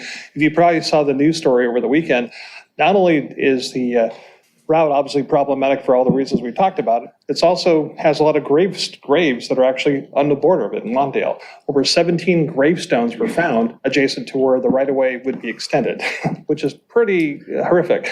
At best, they're investigating it right now, trying to figure out if there's actually bodies buried in there. There's a lot of forensics that have to be done with this whole thing. But I think what was really distressing was when I saw the story came out, there was a lot of public comment on the articles, I think, in the User Reader. And if you notice, there's a certain group that come from LA that they were here at the council meeting, I think, a few weeks ago, and to talk about offensive comments. I think Mr. Webb talked about it at our orientation meeting last week with the commissions, which some person called in and said, well, they're all going to die soon anyway, so who cares if the rail's running next to their homes? That was pretty offensive. And you probably have noticed a lot of folks there commenting, but even more distressing, there's a core group in our city that doesn't seem to care either. It's build it at without any any regard to the thousands of people who live along that line. So obviously, a kind of a interesting story to come up. Hopefully that was enough to bring the attention to the Board of Supervisors and Metro as well. But needless to say, it's just another reason why we should have, in the first place, pushed this to have it run down Hawthorne Boulevard. It makes more sense for all the financial reasons. It'll increase ridership, which, as Councilmember Narenheim and I've talked many times, that's the big problem with Metro. They can put the tracks anywhere they want, but as we've seen, they're not getting increased ridership. Put it in the area where it's going to allow businesses to take advantage of all the people coming through. The Galleria project, which I always get the name wrong, that is going to have a lot of residential units there. Those people are going to be the ones that are going to be riding the Metro line. Put the Metro line along Hawthorne Boulevard, what it should have been in the first place. Thank you. Thank you. Anybody else like to speak on non-agenda items? Okay. Good evening, Council. Danny Garcia, I'm a city employee. I represent the Parks Division and Public Works as a whole. I don't have a script, so I'm offline here, but I want to make it perfectly clear to Council and the residents of the city of Redondo Beach. The employees here, I've been with the city for 15 years. And over that period of time, with all due respect, the employees have been getting on a contractual basis the 1%, the 2%, the one-time monies. These men and women that work here in the city of Redondo Beach, they come to work each and every day with commitment, with passion for their craft, and they exude the highest professional attitude and highest professionalism as far as their craft is concerned. We do that on a daily basis. Just to let you know, for the residents as well, we've got our task. We're tremendously understaffed, and this is department by department. We go out each and every day. We've got a schedule. We're off our schedule. I'll give you an example. We get called out. There's one palm frond in front of a resident. We stop what we're doing because there's an urgency and we need to get out there and do it. It's not just the palm frond. It's sewer department. It's streets. It's the electricians. It's the mechanics. 2 mechanics in the yard taking care of the whole fleet. 2 electricians taking care of the whole city. The Parks Department being understaffed. Projects that are being laid upon us. And that's different from all the regular scheduled works that we do. And we're on top of it. We're committed. We don't ask questions. We act upon it. And what we're asking for as a whole, all of Public Works, and I'm speaking for all of the employees of the city of Redondo Beach, we need to be compensated for the commitment that we supply the city and these residents on a daily basis. I urge council to take a very strong look at what we've been denied over the last 15 to 20 years. This is a serious, serious issue. All these gentlemen and women, they've got families to support. Nobody can afford to live in the city of Redondo Beach. We travel to come to the city to provide the optimum services here for the city. I was born and raised in the city of Redondo Beach.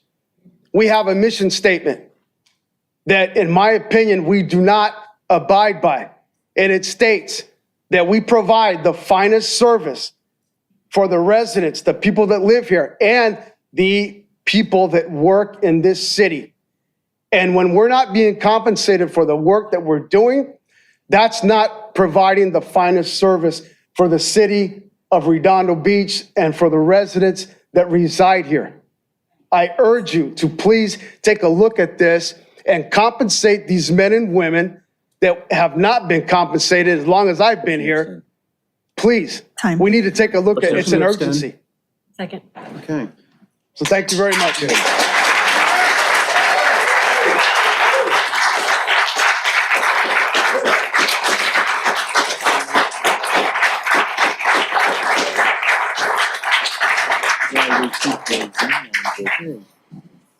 Anyone else like to speak? Well said.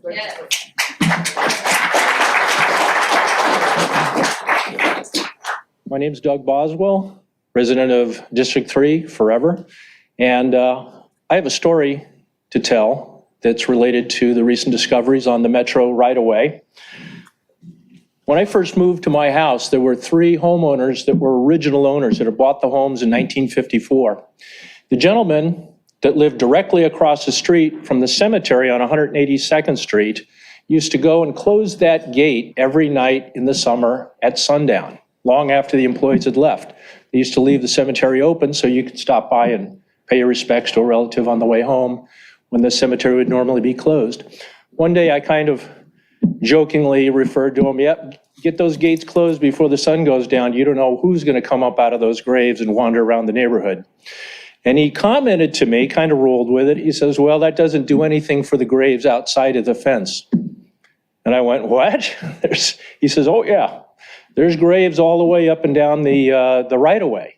I assumed at the time that he meant that they wound up on the wrong side of the fence before the fence was built, and now they were on the railroad right-of-way. So when this discovery came to light last Thursday, when a couple of people that attended the Metro meeting mentioned the recent discovery of a gravestone and the potential of 17 other graves, I said to myself, I remember something about this, and I hadn't thought about this in decades. But as I racked my brain, I eventually came back to remember this conversation that I had with this gentleman. And I just have to wonder, as time goes on, more and more there are reasons not to use the row. It might be a graveyard, for all we know.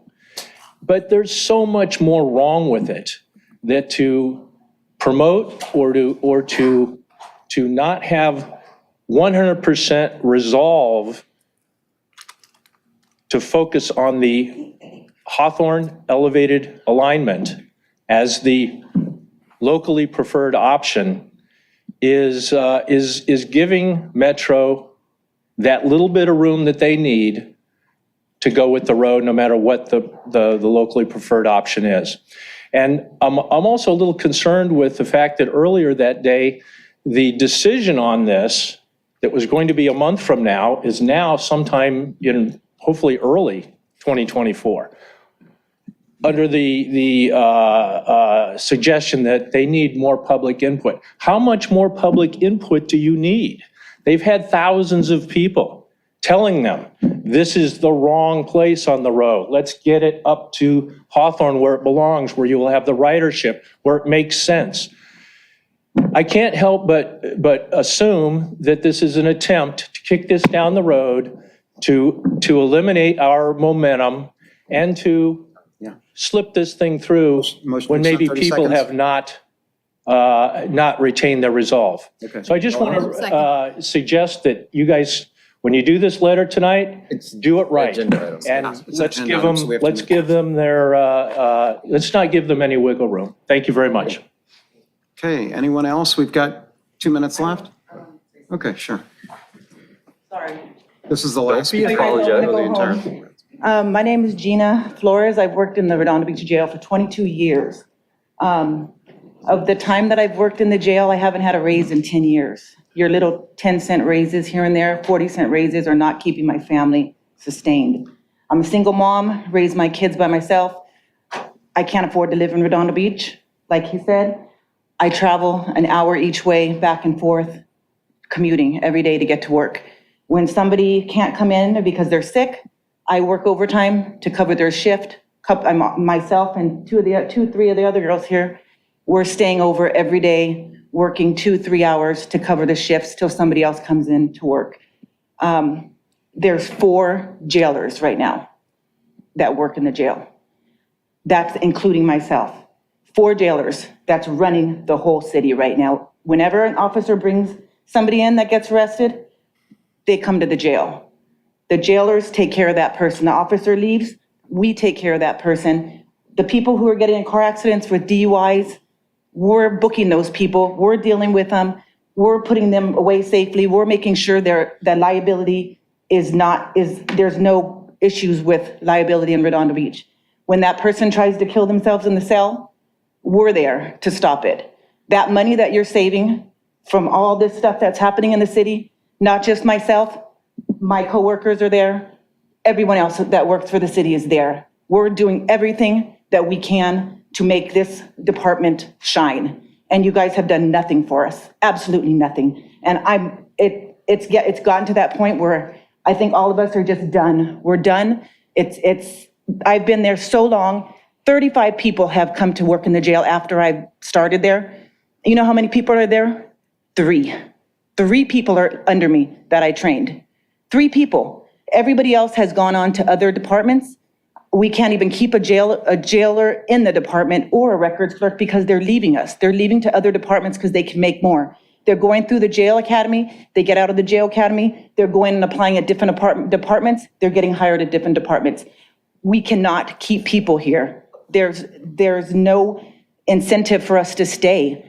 I've been here 22 years. I have no longevity pay. Somebody's here for 5 years, they're making as much money as I do, and I have 22 years of training here. I've worked in the jail 22 years and I have nothing.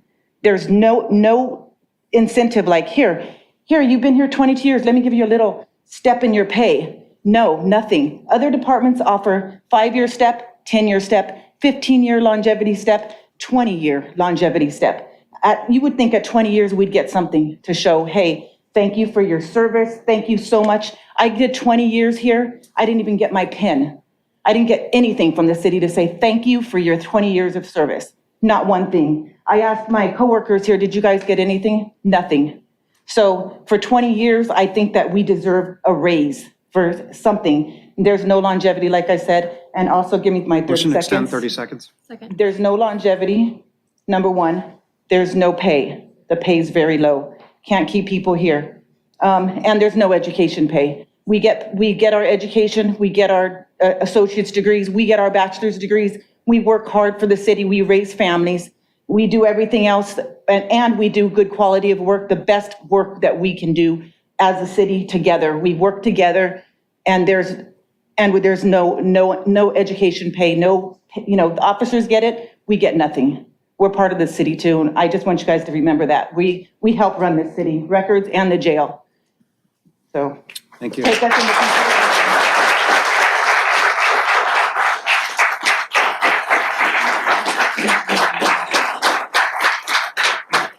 Okay, we've reached our 30-minute limit. Is there, Two.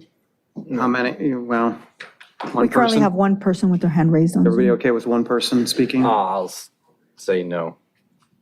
Oh, I'm in favor of speech now? It's 3 minutes past. We have a That's the only reason why. 30-minute limit, but I'm okay with one person speaking if you guys are okay with one person speaking. Abstain. Okay, just one person, thank you. And thank you all for being here this evening. Candace Nafasi, you may begin speaking. Please unmute yourself. Good evening, it's Candace Nafisi. Good evening, council and staff. I just want to discuss, I want to discuss the power of optimism in the city and how important it is as leaders to continue and stand with our residents and what it feels like an incredibly scary time for everyone involved with the Green Line Metro.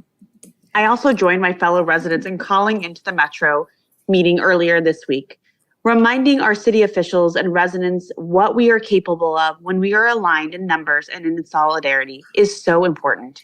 Supervisor Mitchell postponing that meeting was a direct result of a coordinated drumbeat that became a beautiful concert. Elected officials have dismissed our efforts and many residents' efforts, the advocacy and what we've been advocating and fighting for, the most important thing to these residents, which is their home. Congratulations to the residents of Redondo Beach and Lawndale on the postponing of the Metro meeting, and I wish you the best in continuing on in your solidarity efforts. The residents deserve every bit of media attention that this issue is getting. On another note, Barrel Elementary is looking for additional local businesses who would like to sponsor our school. If you have a business that you would like to sponsor you can check out our website at barrelpta.com and find out more. Have a great night. Thank you. Okay, that marks the end of our non-agenda items. Thank you all for being here this evening. No e-comment. Okay, great, thank you. Okay, we are now on to item N1. That's a discussion, possible action regarding approval of a follow-up letter to Los Angeles County Metropolitan Transportation Authority, or Metro. So we'll give it 20, 30 seconds. We can get everybody. And while we're doing that, if I may, Mayor Pro Tem, I'm going to recuse myself from participating in this item N1. So I'll go ahead and leave the council chamber. Okay. And, We'll see you for N2. Thank you. okay, thank you. Okay. Okay, on to item N1, Mr. Simon. Thank you, Mayor Pro Tem. Ted Simon, Public Works Director, and we've actually heard a little bit about this item Yeah, before unfortunately. we got to this point. But we're basically here as directed by the City Council on the 19th of September, when you did ask us to draft up letters, bring them back for your consideration before submitting them to Metro. At that time, Metro had scheduled or had tentatively scheduled their board meeting to hear their locally preferred alternative on October the 26th. As we heard tonight, that has been postponed. At this moment, they have released a statement that says it's postponed. They anticipate it to be early in 2024 when they'll bring that to their board. Nevertheless, I do want to say thank you to Councilmember Obaji and Councilmember Kalujevic, who have helped draft up the two letters before you tonight for consideration and for commenting and editing. One that was intended for the Metro Board, the other was intended for the South Bay COG or the cities within the South Bay COG. So with that, we'll turn that over to get your comments and your edits on those letters, and we'll try to finalize them tonight. We understand there's a sense of urgency to get those letters finalized tonight and move them forward. So with that, that ends our presentation. Okay, thank you. My congratulations to both of you for helping draft that letter. I just had two wordsmithing things I'd like to address. One was on page 260 of the packet. The words "move the masses," I think is a little bit ham-handed. I probably wouldn't want to use the word "move the masses." These are people, not masses of people. We might want to change it. We change it to move people efficiently to Move LAX. move people efficiently. The public. Or the public is fine, yeah. The other thing is, and this is just me. How about move persons? People or persons would be fine. Just like individualize it, humanizes it a little more. Humanize it. Sure. Yeah, it move persons. People. If I People or can, Mayor Pro persons.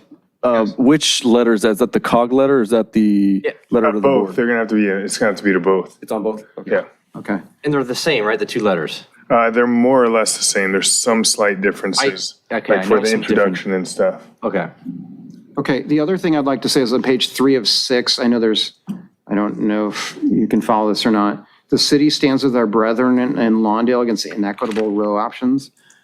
I'd really like to see the word, our neighboring city at Lawndale. Our brethren is a little, I don't know. I wouldn't. Mayor Pro Tem, if So I may on ask. the heading there for section 2, is that what Yeah. we're talking about? Yes, move the masses, and then the only other, I think, Councilmember Obaji's suggestion would be move people or persons would be fine. Would be fine. Yeah, riders, whatever you guys think. I'm not sure essential how to move. Some people aren't commuters, some people are just taking. Move people. Move people. Yeah. Well, feel free to stand up to You the. use the word people in here multiple times, so just use people to be consistent. Yeah, that's fine. And then, Down. I don't know how you feel about brethren. Yeah, I'm okay with removing that. I'm not- Yeah, I'm not change like- it I'm not to- diehard to anything. With our neighbor. Neighbors in Lawndale. Yeah, that's better. I think our brethren's a little. Those are the only two, but I think it's really well drafted, so congratulations. Councilmember Obaji. All right, so credit goes also to Jesse and Luke. Thank you guys for drafting the initial draft of this. Yeah. I actually had a kind of an idea so a lot of things have changed, obviously, since we even submitted this, or since we were working on this initially, in that the Metro is not going to make its decision presumably until January or February of 2024.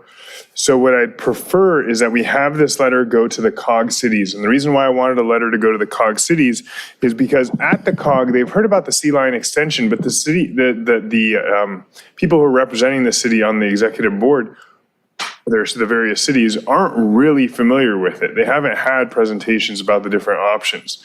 And what the situation at Hermosa Beach demonstrated to us is that we have not, admittedly, my fault too, we have not been active enough trying to promote the Hawthorne Boulevard alternative with our fellow cities.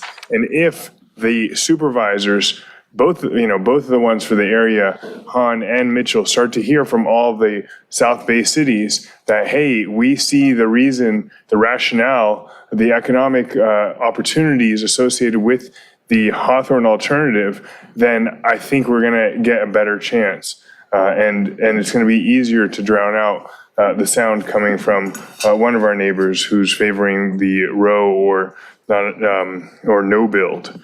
So that's why I wanted a letter to the COG, and that's why the letter to the COG reads that we want them to do one of two things. Take up the discussion at council and vote in favor of supporting the Hawthorne alternative, and or just support the Hawthorne alternative at the COG, at the Transportation Subcommittee, and at the Executive Committee, or the Steering Committee for that matter. The changes I wanted to make were, rather than sending our letter to the Metro Board, because we don't know yet how the gravesite tombstone situation is going to come about, and because of the time, we didn't come to a full understanding as to if there were bodies there, what would that mean? So Metro has, I've learned through the COG, Metro has encountered the situation before. At the gateway for the express bus in downtown LA, there were indigenous bodies buried there. And it delayed the project by 2 years to conduct the archaeology around it and dig them up and whatnot. And so what that means if there are bodies there is it aligns the timelines for these projects and really removes the legs out and, from one of the biggest arguments in favor of the row. And we don't know whether there are bodies there. We don't know for sure whether there are bodies there or not. But in any event, so I'd like to see that unfold a little more, the investigation unfold, since we do have time. But what I would like to do, since Councilmember Kalajerovich and I are having a meeting with some Metro staff, because it's clear from their email that Metro staff will be still making a determination on what the recommendation is going to be to the Metro Board as for what they're recommending between the locally preferred alternative, is I would like this letter to go to George Sheridan, who is the project lead or the director in charge of the Metro project. And that's how you all had drafted it to begin with. But I would like to have a discussion in December or January where we finalize the letter to go to the Metro Board. A separate letter.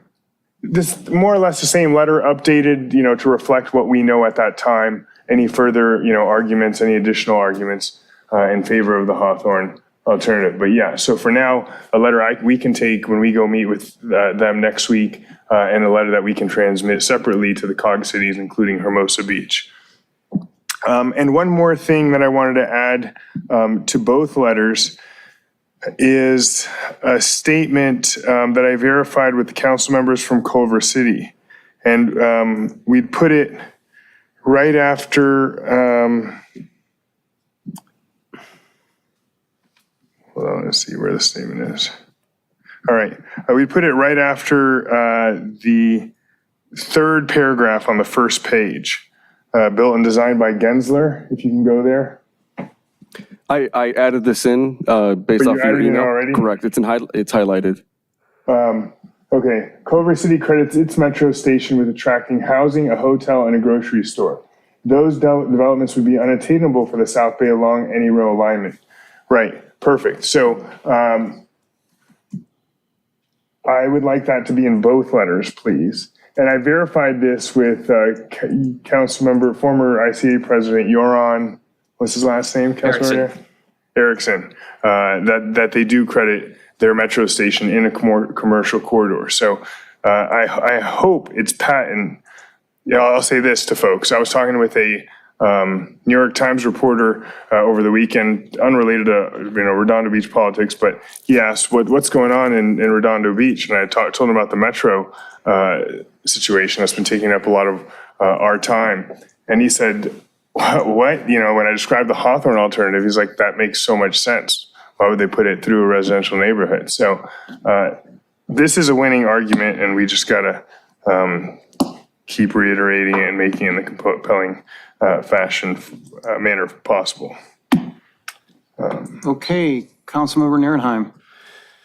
Yeah, going on that same paragraph there, The only thing I would like to add is a line right at the end regarding move the masses efficiently LAX. That word masses, right? That period there. I would say regarding with regard to serving as a central hub, the ability to move people to and from events such as the Inglewood Stadium. Where are you at? Let's see, second, SoFi Stadium, yeah. I almost want to say the complex, that whole, I don't know how you describe that area, because they're. The sports. SoFi Stadium. SoFi Stadium, but they're Well, building there's the other YouTube things. Stadium or YouTube, they have the. Clippers Stadium. Yeah, they're building a new. Clippers Arena. Clippers Arenas, yeah. Yeah. So. Sports and entertainment complexes. Events, I want to use the word. SoFi Stadium and. Events, to and from events. And particularly want to use the word events. Entertainment venues. Whatever. Sports and I would entertainment say venues. events. And the reason why is because in listening to the Metro board meeting this last week, where I hopped on the call about 15, 20 seconds I too late. think you want to leave SoFi in, right? Yeah, leave SoFi in. Okay. Is they are, Control their Z. ridership is up right now by about 10% or 15%, I want to say, because specifically they are targeting events and using public transportation for events. And I want them to understand by having events at the South Bay Galleria and the Inglewood SoFi, that would increase their ridership. And that speaks directly to what they're having positive impact to and traction with right now, having the word events in there. Okay.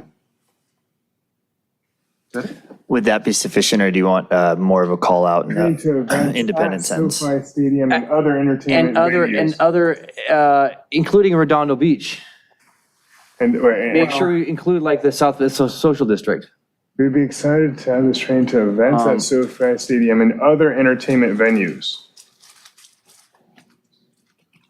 I would put that at the end of the sentence and beyond, replace the and beyond and put it there and other entertainment venues. So cut other and other entertainment venues. You want to say sports and entertainment or just entertainment? Just cut that. Wait, no. That doesn't make sense because there isn't a SoFi Stadium in LAX. Yeah, you cut that and put it at the very end of the sentence, put and beyond. So replace and beyond. Highlight and beyond. Yep, just highlight it, and then Control V, paste. And other entertainment venues. Okay. I would like to set specifically Redondo Beach or South Bay. That's fine if we won't leave it that way. Yeah. It might look too Presentation's self-serving. not showing. I don't want to. Yeah. What's that? I would rather have something with Redondo Beach in here, like the South Bay Social District as well, or South Bay, but that might look self-serving, so. Events at SoFi Stadium in the Inglewood, LAX. Yeah, my computer. Why don't we replace, why don't we just Now. put and the futures? Went off for a second. No, mine It hasn't been working for us. Computer? Is it working? Yeah, we did. Hit PC. No item detected. It says no signal detected yet. Entirely. I don't have PC. Oh, you're the one who broke it. This went off again. That's a problem. Wait. Yikes. Yeah, whatever, yeah. For those So in the just- audience that don't know, our computer screens just went dark. We would be excited to ride this train. to Okay, SoFi that's fine. Stadium. I can't see. Okay, now it's working. Oops. How would you feel about that? Digital video is not coming up. And other entertainment venues, would you rather have, I'd rather have other entertainment venues after SoFi Stadium because you're right that there's like a YouTube amphitheater in Inglewood. I mean, because SoFi Stadium is a complex. It has got a ton of stuff there, and they're building more. Right, so put that and other entertainment videos in. That's fine. Yeah, that's fine. That's fine. SoFi. You want to say sports or no? Yeah, Sports and entertainment? yeah, sure. And other sports and entertainment Other venues. sports and entertainment. So move it back. Yeah, move it back to after SoFi Stadium. Never mind, just hit Control LAX. Z, 10 times, 15 times. By the way, it'll be easier if you go from all markup to like simple. Yeah, simple. This sausage will be sweet and spicy. Sports, other sports and Venues entertainment. in Inglewood, LAX. Yeah. Downtown LA. How about Pasadena and beyond. Okay, I think we're getting in the weeds on this one. But you need and downtown LA. Yeah, it's. Or and beyond, yeah. Comma, to say the least. I mean, there is a lot more that this is connecting to. They know that. Events, my specific need here are events, because events is what's getting the traction for attendance on their ridership right now. And it's working, and they're concentrating on that. They're focusing in on advertising to events to use Metro, and it's working. So that's why I wanted to highlight that. That's all I'm saying. Okay. It was Nils. Yeah, that's it, yeah. So. Go ahead. Jesse, also just above that, in that paragraph above it, there's just a small typo. It says it's unclear. It is unclear, so it's a apostrophe. And then I saw another one earlier. Could you go up a little bit?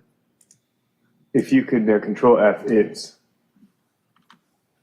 Up a little bit. Well, can't say now. That's right. That's right. Yeah. I think there was something in there. Sorry. If you keep going up a little bit slow, I can't read it that far. Yeah, can you go down slowly? Bless you. Keep going slowly. Thank you. Keep going. Keep going, keep going, keep going. Keep going. Keep going. Keep going, please. Thank you. And inequitable, so not a inequitable, and inequitable history. Where it's underlined in blue. Keep going, there you go. And then keep going down. Keep down, down, down, please. Thank you.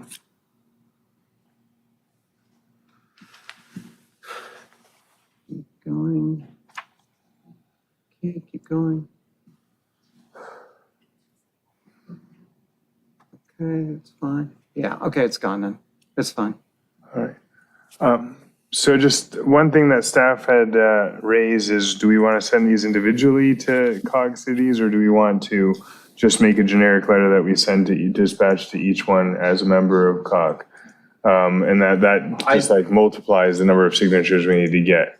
I'd rather have us all sign it and just send one kind of to all of them. But let's, to that end, if we're going to do that, let's make the intro dear, and we're going to have to finesse this. Yeah, The intro of the COG letter. Jesse, please. I think we should be sending it to all the cities individually and council members, mayors. Yes, I know we can just print it out tonight, even right now. I'll just sign it as we go along. And the reason why is that will be more likely to get read and be personalized to them. Like, oh, look at that. Hey, cool. Thank you. Because otherwise, if it just goes to the COG, hardly everyone reads it. But if you get it sent to their personal mailbox. So maybe what could be done is the first page is changed, but we sign the last page once, and that's what's used for all of them as a signature page. And let's make them to the city managers, mayor, and council. Dear city manager of such and such city, or dear city manager, mayor, and council of such and such city. Okay, I'm down with that. That sounds good. Cool. Okay, that's You it. put mayor and council first in that? What's that? Would you like mayor and council first or I city don't really manager care first? who's first, whatever you guys think is, Mayor and council's fine. as long as it's specific. Sometimes they're one and the same. I mean, if it's Hermosa Beach, we know who's running the city, so. Just kidding. All right, so motion to Yeah, Let go public. Councilmember Kolajarevic There you speak. go. Sorry. Thoughts about, I think, two strong points that I'd like to have in possibly the first paragraph is where it says routed down Hawthorne Boulevard, some wording that would indicate that with 35% increased ridership on Hawthorne Boulevard in that first paragraph. All right, sure. That is based on the compelling reason we asked for the city. How about in the first sentence, the Hawthorne elevated alignment, which would garner, or that would garner 35% more ridership than any other alternative. Yes.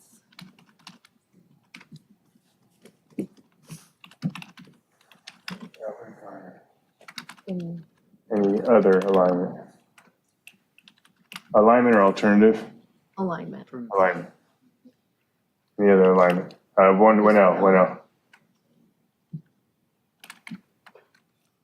I think that's key. And then the other thing where it's talking about, where was it?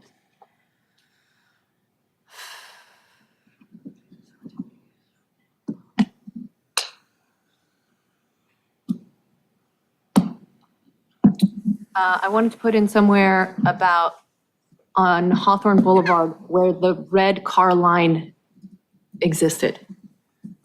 Find the spot. Oh, I've got a whole thing on that, the red car line. It could be comma, site of the former red car line. Well, maybe not in the first paragraph, but How about usually how about the dependent on Hawthorne co- elevated alignment, which traveled the same path as the red car line? The previous would garner 35% more ridership? maybe not in the first paragraph, Okay. but I was thinking in I think it's the third paragraph. Mutually dependent on co-locating next to one another along Hawthorne Boulevard where the red car line existed, previously existed. Which formerly housed the red car line. There we go. Which So part? the third paragraph, this first sentence after Hawthorne Boulevard. The Metro Board's prior success? Oh, I am looking at a different, sorry, I'm looking I at, think we have, because we have two letters. Let me go Yeah. back to the other letter.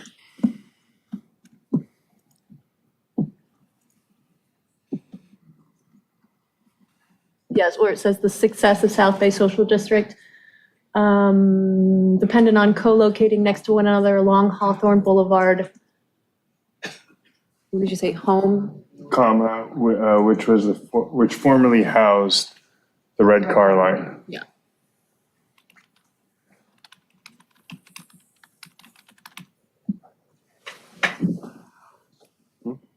Period after Boulevard.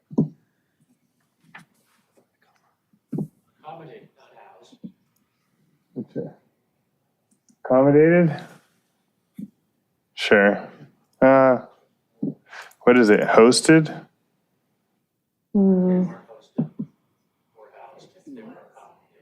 Accommodated, sure. How about the former site of the red, former site of the red car line? Let's do that. What? Route of the red car line. Of the red car line? Okay, the original site of the, Route. the original route of the red car line. There we go, see? Oh, boy. Maybe I should put in my information. There you go. Cool. Yep, that's it. And then if I may, prior to any motion being on the floor, just wanted to have a couple other housekeeping items that we would suggest submitting to you. The draft letter isn't on the mayor's letterhead, so the final draft will be if that's amenable to you all. Also, the top line on the letter to the COG governments references blue foldering the items, but that's just kind of our Redondo parlance for it. So we'd suggest the clerk to receive and file instead of blue foldering. And then obviously changing the header to South Bay COG member cities. And then you've obviously provided language for the actual to line. You'll have the header, will be the actual name of the city and the city's clerk's address, right? Yes. Yeah, we can do that as per your request. Yeah, we'll individualize those. And then at the end of the letter, there was just room for the mayor's wet signature.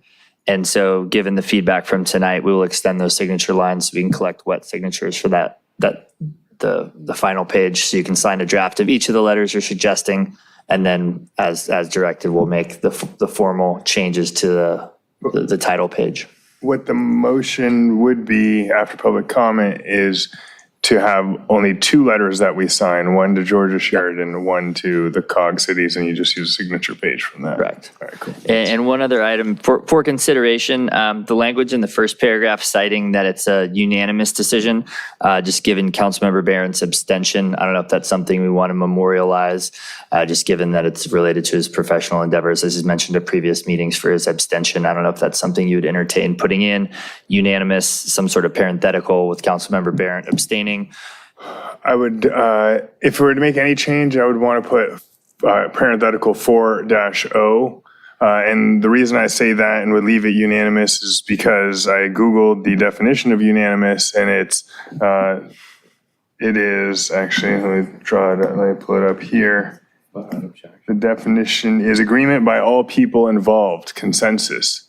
And here there are 4 people involved and they're unanimously supporting this. And that sends a much stronger message than anything else. So I'm happy to put a 4-0 to accommodate the candor.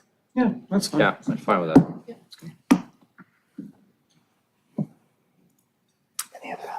Okay. That's it. Public comment? Got a card? Okay, public cards, please. You can. I mean, I do like to stand. Oh, the CC? Oh, we'll just do it too. Okay, Nikki Negrete Mitchell and then Kevin Mitchell.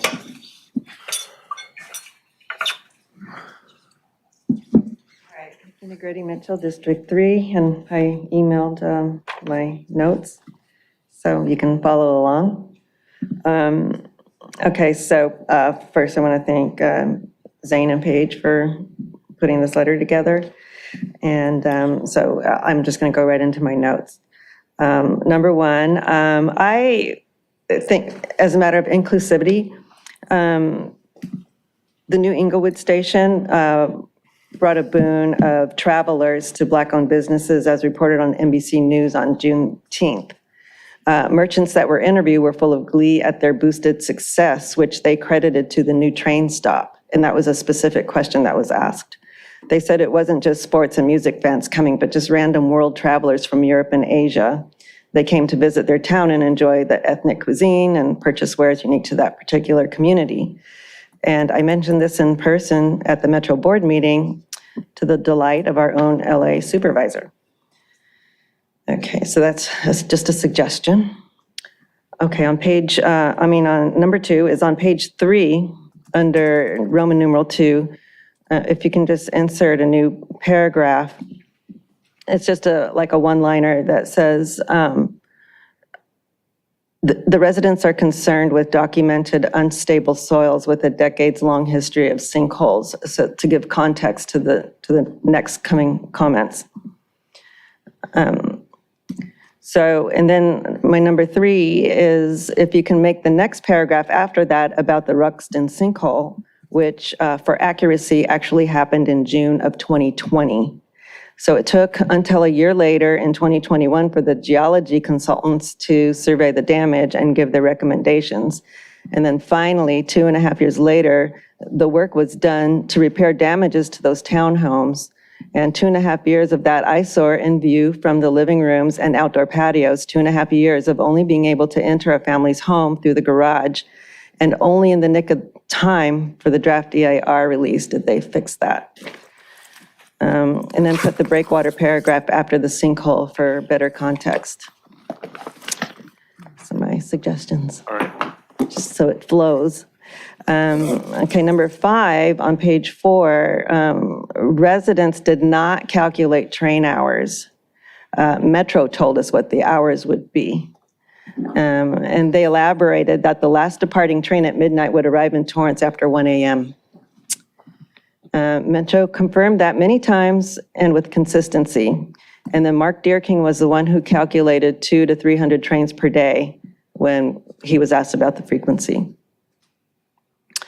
Number 6, for accuracy, the count is 1,652 families within 350 feet of the right-of-way and 1,100 families or households directly along the corridor. Okay, can I have a motion to extend for 1 minute, please? So moved. Second. Okay, all in favor? All righty, thank you. So my 7th, so there was a major flaw in the draft EIR, and I really want this pointed out, was the exclusion of all Redondo Beach properties on the west side of the right-of-way from Artesia all the way down to 190th from sound and vibration studies.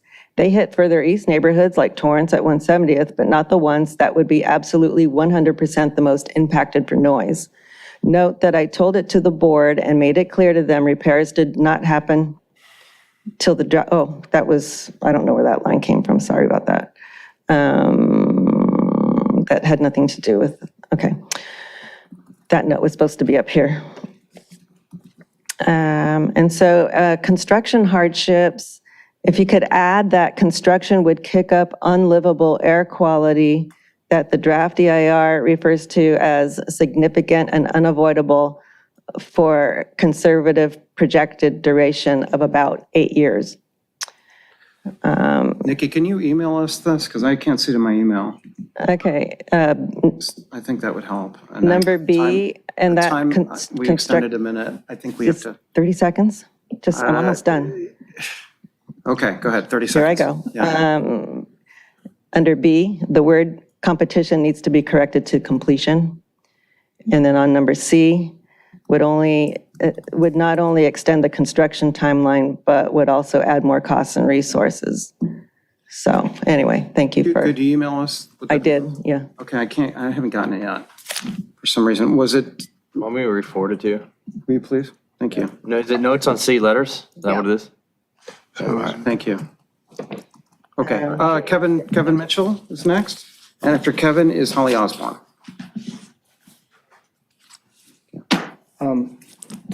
Hello, Council again. You weren't here. Kevin Mitchell, Redondo Beach, District 3. I just wanted to say thank you.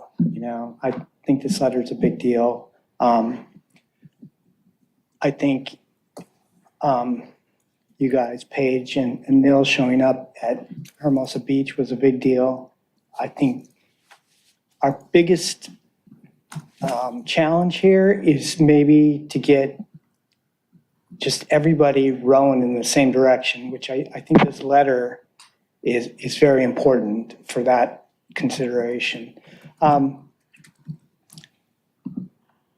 One misspelling, corpse was misspelled. But I was going to go to Lawndale yesterday and at their city council and speak to them about this, but I was dissuaded because apparently they haven't, or the businesses on Hawthorne haven't quite realized that the city may have changed tack here. So I think reaching out to Lawndale in particular and getting a strategy with them may be an important kind of thing to do. I know we talked to them through COG, Bernadette is there, but I don't know how much sway she has in the city council itself. So yeah, I just want to keep encouraging us to build constituency here and momentum. So, but I thank you for your efforts. Just clarification. Sure. Corpse, you're saying change CORPS to CORPUS, correct? I think it's SE, oh, got it, SE. Yeah. There you go. Corpus. Thank you. Okay, thank you. Holly Osborne is next, and then anybody else would like to speak to this item.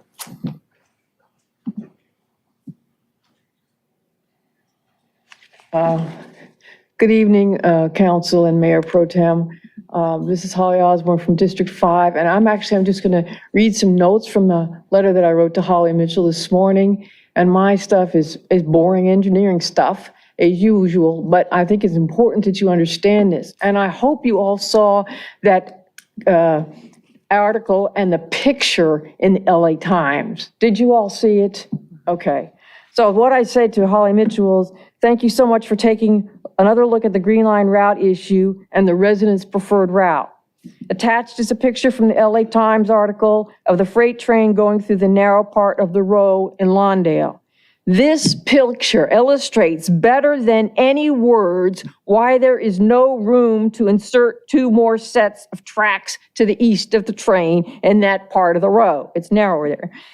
And furthermore, and this I didn't realize until I saw this picture, it illustrates how high the houses are on the east side at the top of a steep embankment. This is roughly at 172nd and 173rd Street. The row is not flat across there as it is at 170th. And so to make the row flatter, Metro would have to excavate tons of dirt, and the houses would then be precariously perched close to the top of an embankment.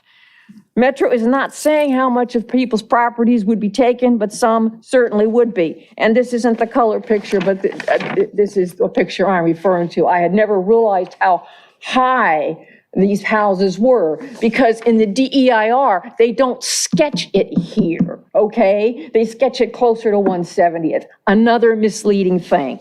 And I also want to point out, I went to, on to mention that none of Metro's tours went to this portion of the row. They had legalistic and bureaucratic reasons why they couldn't take the tour there. Now, they may have been valid, but they had the purpose of excluding the public from the most problematic parts of the row. And that same reason, they declined a tour from between Artesia and Grant on the row.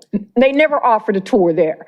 They said it was forbidden. Well, I went there all the time. I'm still here. It was too dangerous. But that's what I'm saying. People who went on their organized tours did not see this, and people that did not see this don't know what they're talking about when they say, oh, Metro can just cram and jam stuff in. So I just wanted to make that point. I think I've been walking that row more than anybody in this room, and probably more than any of you all combined, because I do it a lot with my yardstick to recheck measurements. Okay, thank you. Thank you. I'd like to draw attention to Nikki's comments about 1,652 within 350 feet of the row, as well as she was talking about 1,100 directly along She said the border. it wasn't our residents too, it was Metro.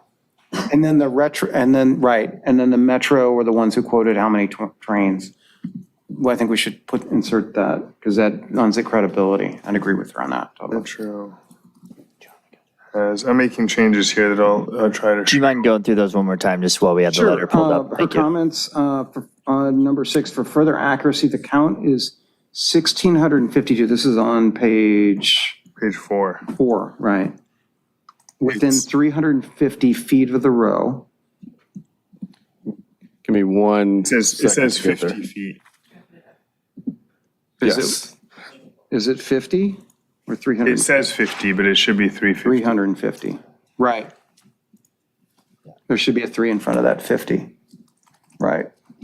And then also, instead of our residents, that should reflect the Metro board calculated, or Metro calculated. Metro staff Metro staff were the ones who did that. has calculated that any row option would run trains 20 hours a day within 350 feet of 16, including 191 seniors at Breakwater Village, 100 seniors at Harmony Court by contract.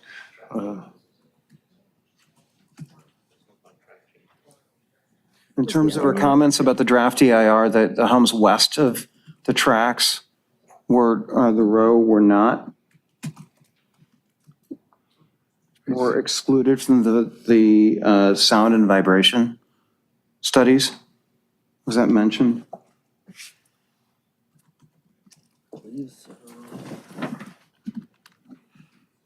don't know if we mentioned that in there or not. Will have significant on residents related to both, yes, I think where you just went, just came. Where you were. Back where you were.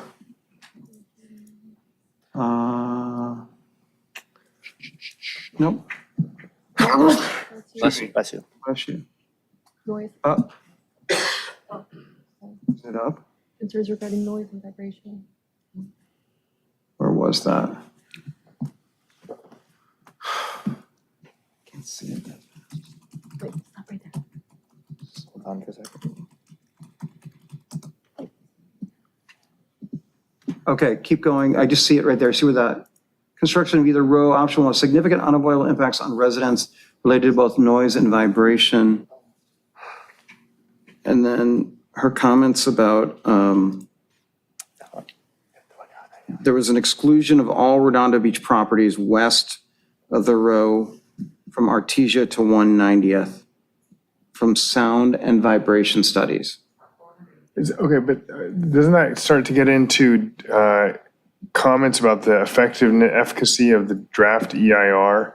And aren't we getting lost in the weeds when we put those in here? I feel like the purpose of this was really to highlight the pros associated with the Hawthorne option rather than really draining on about the negatives, because they're going to hear about the negatives of the lawsuit and the like. And I'll tell you, in the times that I've spoken to Metro about, when I've talked about the L. Catterton investing $500 million into the mall, that's when they're, okay, they're listening to that. When you start to talk about the lawsuit and challenging them and the defects with the row option, they just tune you out, like they're not into it. Okay. So, Because I was just saying that's the and paragraph likewise, there. when we write to the, peer cities, they want something Positive. attractive. They want a solution, not a Yeah, they want a problem. solution, a good thing. Yeah. We're for a positive So- solution. That's fine. But to make her changes, if I may, Mayor Pro Tem. Sure.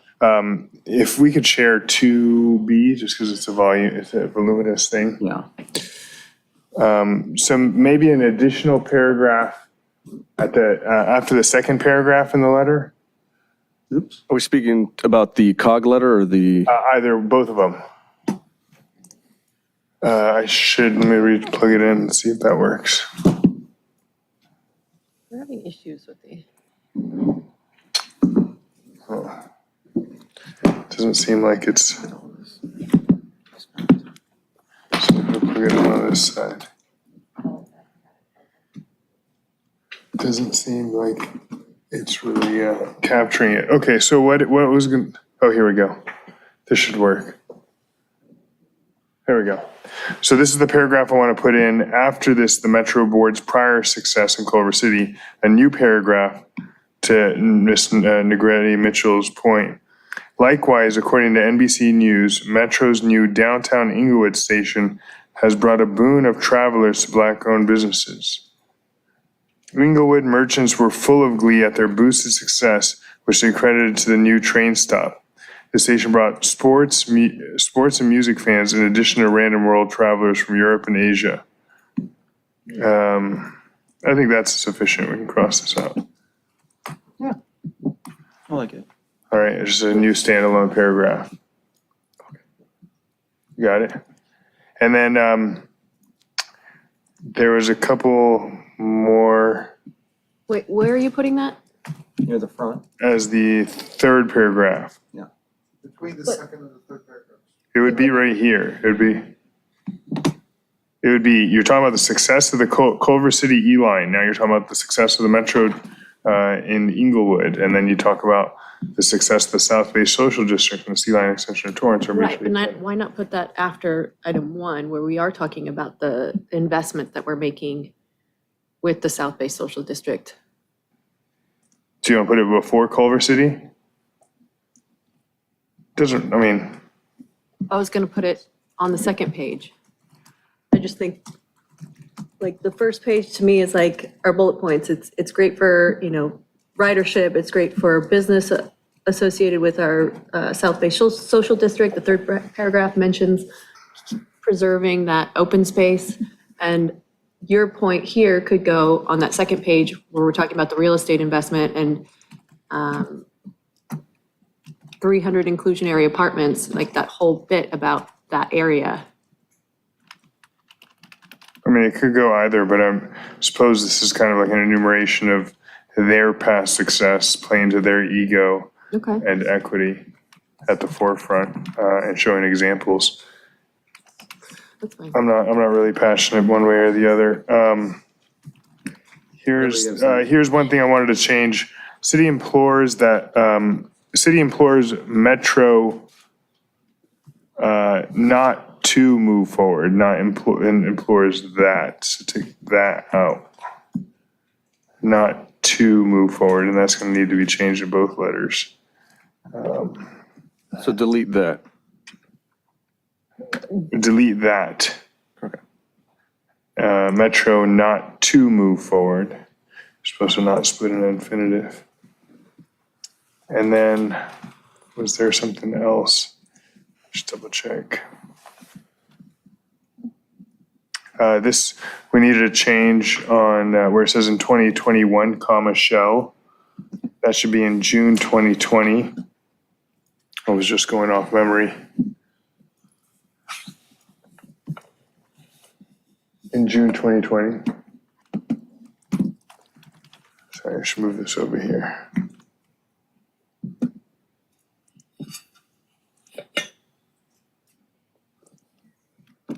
All right. And if there's no other public comment, then I would move to incorporate all the changes that we've discussed and agreed upon here. Dispatch one letter to each of the COG cities pursuant to the method that we discussed, with all four of the council members and the mayor signing the letters. And then send the other letter addressed to Georgia Sheridan and re-agendize a discussion of a letter to the Metro Board for December or January as it suits the city manager. I'll second that. Thank you. Okay, anybody else would like to speak to this item? Okay, come on up to the podium, please.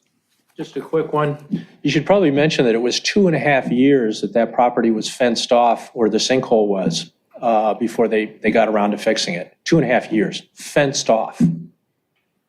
While I'm at it, thanks for bringing up Culver City. I recall when that station first went in, that was the end of the line. And Culver City had just revitalized that whole area. A lot of restaurants and night spots and shops went in. And the amount of city revenue that generated because of the city identified that train stop being at the end of the line was what was generating the incredible success of these new businesses that had come into these new shops and restaurants, far beyond what anyone expected. I think that as optimistic as we are about how the Sea Line will bring shoppers to the Galleria, it may be far more than we expect. So whatever estimates we have as far as ridership based on that as a destination, it could be double, triple, quadruple that. Who knows? But in Culver City's example, it was far more than what they expected. As a matter of fact, I remember reading that they were quite concerned that when the line was extended further, all the way to Santa Monica, that they might lose that business. But fortunately, the period of time in which that was the end of the line, they were able to establish a lot of consumer habits. And to this day, that region, that section, redeveloped section of Culver City is very, very profitable for the city, let's say. Thank you. Thank you. Okay, anyone else? Chief Sutter, District 5. Thanks for hearing our comments. I'm sitting there feeling just grateful. I'm grateful I live in a town where the council sits here and works on such important contact with other communities and with the Metro. The people who are concerned about the row are concerned because of fears that within the bureaucracy that creates a plan, like using the row, that there's a lot of people whose objectives are simply engineering and things that are not personal. Like they don't have a personal sense of it. And then we have fears that when you get into such outfits as the board, the Metro Board, you got people that up there that probably many of them live in gated communities. They have houses that are multiples in value of even the ones we live in Redondo. And maybe they just can't imagine what it would feel like to have somebody build something like that within 20 feet of their house. So we feel like we have an uphill battle because these people might not have any sense of it. And just lately, it seems like from Holly Mitchell, we're beginning to get somebody who's, I'm not saying that she would be isolated or I don't know, in an ivory tower, but at least there we have a sense that somebody's beginning to go, wait a minute, maybe I wouldn't like this if it was me. Maybe I wouldn't want to experience this if it was me. That's what we have to get past. And that's why I'm just really grateful to this council, because I see you here working on the wording to make things successful and effective. And it makes me proud to be a resident of Redondo. Thank you. Thank you, Jay. Thank you. Anybody else? Anybody on Zoom?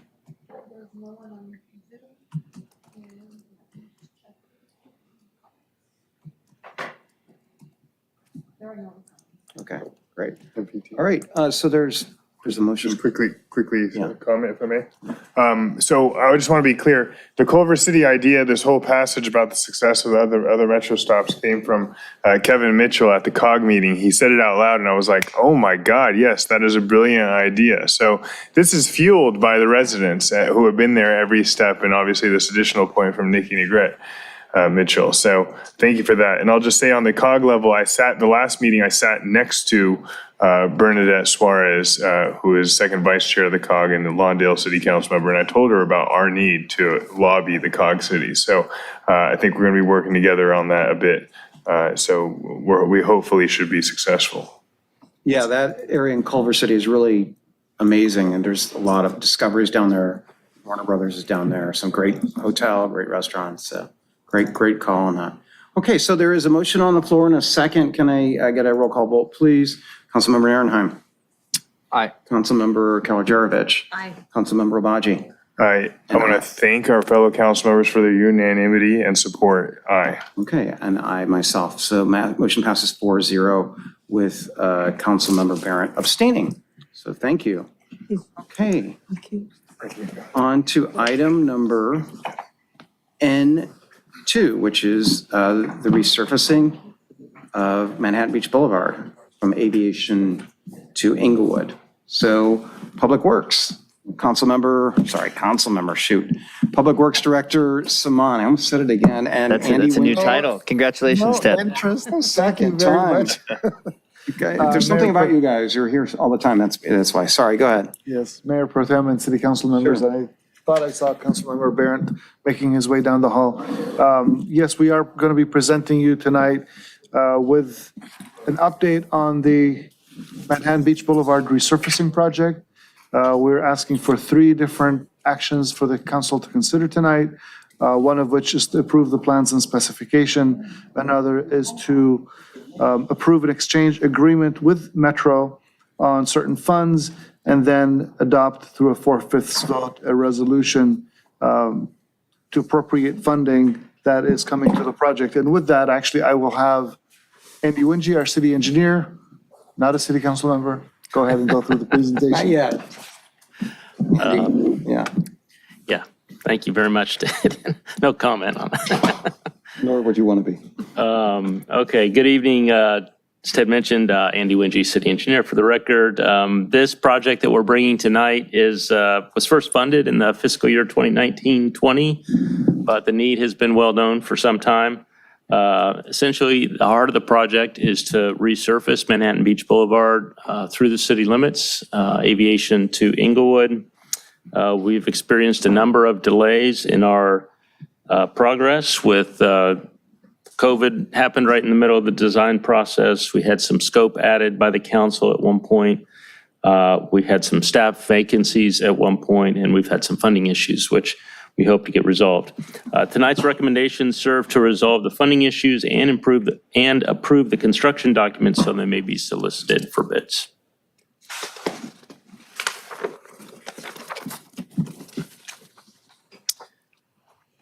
As I mentioned, the heart of the project is to rehabilitate or resurface Manhattan Beach Boulevard and restripe the corridor between Aviation Boulevard and Inglewood. The project scope, however, goes well beyond just the asphalt. We intend to install buffered bike lanes according to the South Bay Bicycle Master Plan, modify the traffic signal at Manhattan Beach Boulevard and Dow, with new protected left turn traffic signals. We are installing a U-turn pocket for westbound traffic east of Gibson. This was an idea that came up and was approved by the council when we looked at traffic calming in the Dow Johnson neighborhood. We're including a curb extension / bulb out at Doolittle to provide ADA compliant access at that intersection. And we are installing median landscaping along the frontage road, as well as a section of the South Parkway between Johnston and Dow. And the landscaping is drought tolerant. It will be drip irrigation type and helps us meet commitments under an MWELO settlement approved by the council a couple of years ago.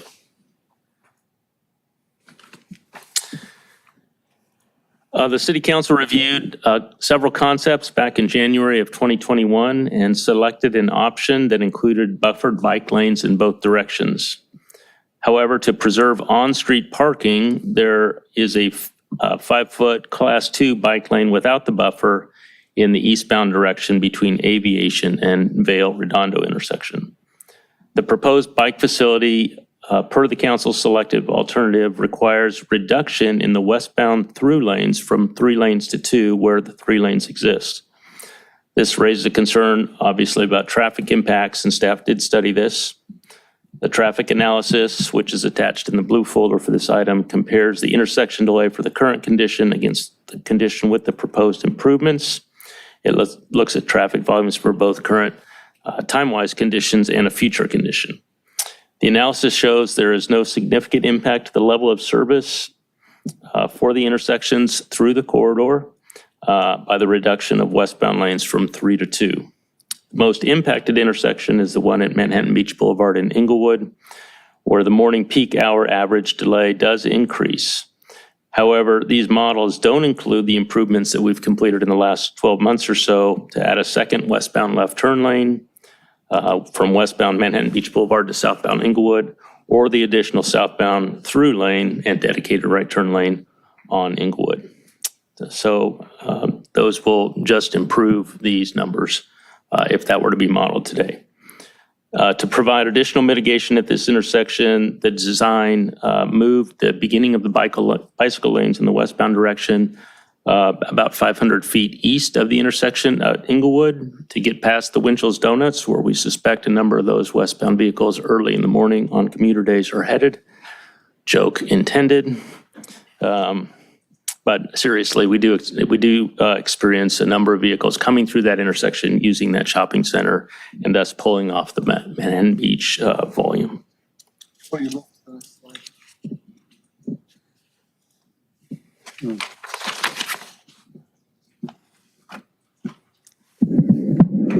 As I get there, actually, I asked Andy not to move to the next slide. What I wanted to point out is that the improvements that we've made at the intersection of Manhattan Beach Boulevard and Inglewood, actually, with the proposed project, there are no reductions or modifications to the existing lane lines and the number of lanes. So even in this analysis, there's no further reduction of any of those lanes at the intersection. On the contrary, with the improvements that have been made, which aren't captured here, would only make it better. So there was nothing that was going to degrade that level of service from any modifications to the lane lines, but the improvements are actually just going to improve what we're seeing on that analysis and with the project. Thank you, Ted. We go from the physical complexities now to the funding complexities. Our current estimate for the total construction cost, construction plus the soft costs, is $5.3 million or less. We have only appropriated at this point $3.9 million in the current CIP. So that's outlined, the sources of those funds are outlined in the second column there, that total about $3.9 million. The third column identifies 2 additional funding sources that staff is recommending the council consider in the motion tonight. One is a pot of money from STIPL funds, we call that. These are state funds handled by Metro. And then there are an additional Measure M grant that has recently been made available to the city. So that totals, we're showing you there a total of $5.32 million, which so our potential funding, proposed funding equals what our current estimate is for the project. Get into a little bit more detail on some of these funding sources. since the request tonight includes an appropriation of funds as well as this exchange agreement. So STIPL funds, Surface Transportation Program Local Funds, as they're formerly known, is federal financing that has to be approved by the state through a process we call the E76 process.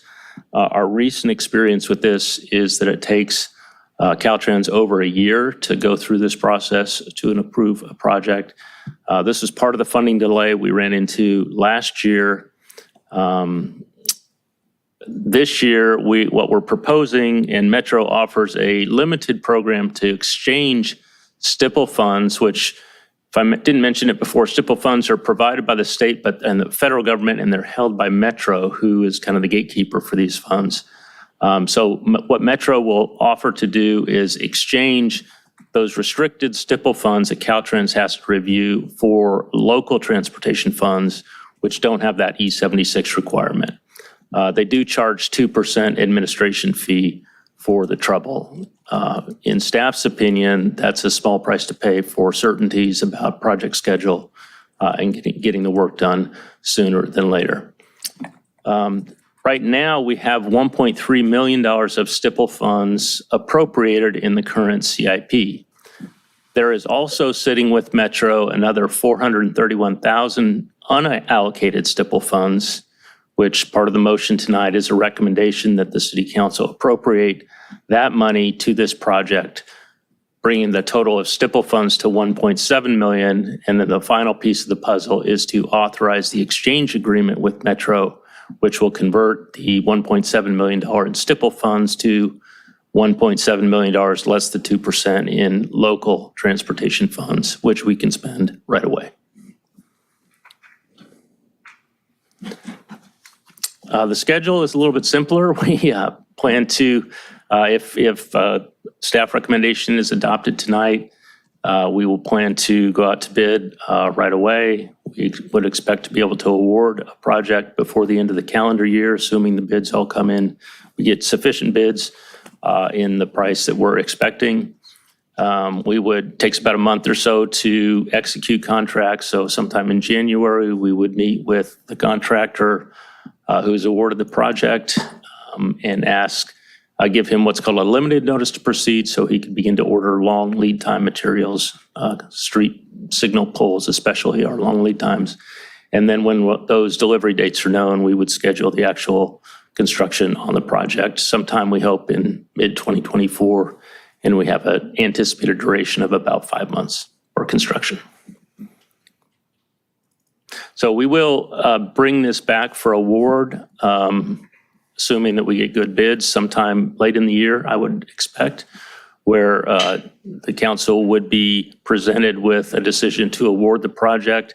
It's at that time we would also bring another appropriation. I mentioned that grant of, it's a $1.5 million grant that we've been awarded by Metro. This project is eligible for those funds. Right now, with our estimated cost, we anticipate needing about $1 million of that $1.5 million for the project. And so that would be part of the award appropriation. Once we know the bids, we wait till then just because we don't know the actual bid amount. We'll know that when we come back with the award, and we'll present that appropriation at that time to get the exact number. So the recommendations are to approve the plans and specifications for the project and authorize the city clerk to advertise the project, adopt the resolution in your package authorizing the fiscal year budget modification to appropriate the $431,000 in STIPL unallocated fund balance to the project, and then approve the exchange agreement and assignment of the funds to Metro, who will turn around and assign us the local transportation funds. So that concludes my prepared remarks, and we're happy to take questions as best we can. Okay, anybody on the council like to speak to this item? I would. Is it off? Is it on? It's back on. Okay. Your computer should be on. No? Okay, I'll call on you then, because, yeah, we're having On problems. it. All right, Councilmember Okay. Barron. Thank you, Mayor Pro Tem, and thank you, Ted and Andy. And thanks for taking time to speak to me about this item today and for providing some of these materials. My understanding is there's not going to be any impact on parking on Manhattan Beach Boulevard as a result of this project. Is that right? That's right. It was designed to avoid those impacts by using a non-buffered bike lane. That's correct. And in particular on the eastbound Manhattan Beach Boulevard on the south side of the street, a number of residents use that area for parking. So there's going to be zero impact on that? Correct. Between Aviation and Vale. Okay. So I'm in favor, based on what I've heard. I want to hear more from my fellow council members to approve the appropriation of the stipple funds and to approve the exchange agreement for the reasons you discussed. One thing I would like to take a closer look at is this traffic study. My understanding is the traffic study is based on 2017 data. In my opinion, it's outdated. And I think it would be prudent to, at a minimum, find out from the consultant, AGA Engineers, who I understand from speaking with you is a premier consultant in this area, to see when and at what cost they could provide a more up-to-date traffic study with respect to what these proposed plans and specifications could have with respect to the impact on traffic and delay times, in particular with the Inglewood, Manhattan Beach Boulevard intersection and these other intersections. So I'd like to approve those first two items of this agenda and maybe come back in a couple weeks to hear more about this, at least with respect to how long it would take to get a updated traffic report from AGA Engineers and the cost. I think you have some preliminary information about that. So I would like to do that. I'd also just like to have a little more time, unless you tell me there's going to be a detrimental impact on awarding and contracting this out. I'd like to get a little more time to look at the plans and specifications and digest and understand what specifically is being proposed on this stretch of Manhattan Beach Boulevard. And as I said, come back in 2 weeks on that, and hopefully you'd be available to meet with me and go over some of that. Those are my initial thoughts, and I turn it over to my fellow council members. Okay, Councilmember Obaji. Any idea whether the Manhattan Beach Boulevard, once we get to Manhattan Beach, west of Aviation, has a bike lane? I'm looking at Google Maps, I'm not really seeing a bike lane. It does not. Is there any sort of collaboration or correspondence with Manhattan Beach about, them meeting us? I mean, let me say this. You guys did a fabulous job at Manhattan Beach and Inglewood Boulevard coordinating the resurfacing with Lawndale so that those were refreshed on both sides of the cities, or in their city and our city at the same, or around the same time. Yep. And that's a beautiful intersection. So any traction with Manhattan Beach, wealthy Manhattan Beach on putting in bike lanes? I do know Manhattan Beach has a project in development for the intersection of Aviation and Manhattan Beach Boulevard. I don't know all that they're planning to do, but it is limited to the intersection. The curb width, right-of-way, street width in Manhattan Beach is narrower than it is on our side of Aviation. So it is, I believe, the South Bay Bicycle Master Plan indicates a desire for bike lanes on that portion of Manhattan Beach Boulevard, but I don't believe Manhattan Beach is in the process of acting on that currently. What's the plan as far as Redondo Beach goes, as far as what is a person supposed to do when they're biking westward and they hit Manhattan Beach Boulevard and Aviation?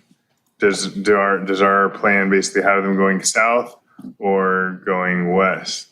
Aviation is also a corridor where bike plans are proposed. We brought that to the council 3 or 4 years ago as part of a 3-city study that the Beach Cities Health District did. There wasn't a lot of initiative on the part of any of the cities to carry that forward. So the bike lane ends in the westbound direction at the RB Pack driveway right now, because that's kind of the last destination that we're in control of. Where it would go, but like any... Ends at what? Pack. The RB Pack, that's kind of the last Oh, okay. destination in our city. Got it. Of course, cyclists could walk their bikes across the crosswalk. I don't know if Manhattan allows riding on the sidewalks or not, but they could ride in the street or use the neighborhoods north or south of to go east, to go west. Thanks. I feel like this is a long time in coming. How long have you guys been pursuing this project? At the direction of council, of course. It's been funded since the 1920 years, so I think that's 4 years at least, which is actually shorter on our list for some of these projects. But it was identified, well, not this project, but projects at each end were identified long ago in the Measure R project. So. And the funding that you have for this in the CIP appropriated money for the resurfacing of Artesia Boulevard to get the level of funding that we have currently on Manhattan Beach Boulevard, right? That's correct. Those stipple funds that were moved over were once a part of an appropriation to Artesia project, which fell behind because of the issues with parking and the ACAP and all that. I just say to my colleague, don't take my money and sit on it. Yeah, that is part of it is your money, right? Just to clarify, you meant 2019, not and 2020, not 1920. Did I say 19? What? It's been a long, yeah. Just right. You're correct. Good. 2019. I commend you guys for coming up with the U-turn between Gibson and McBain. That is a challenge. People wanting to pull out of the Winchell's or whatever and make a U-turn there.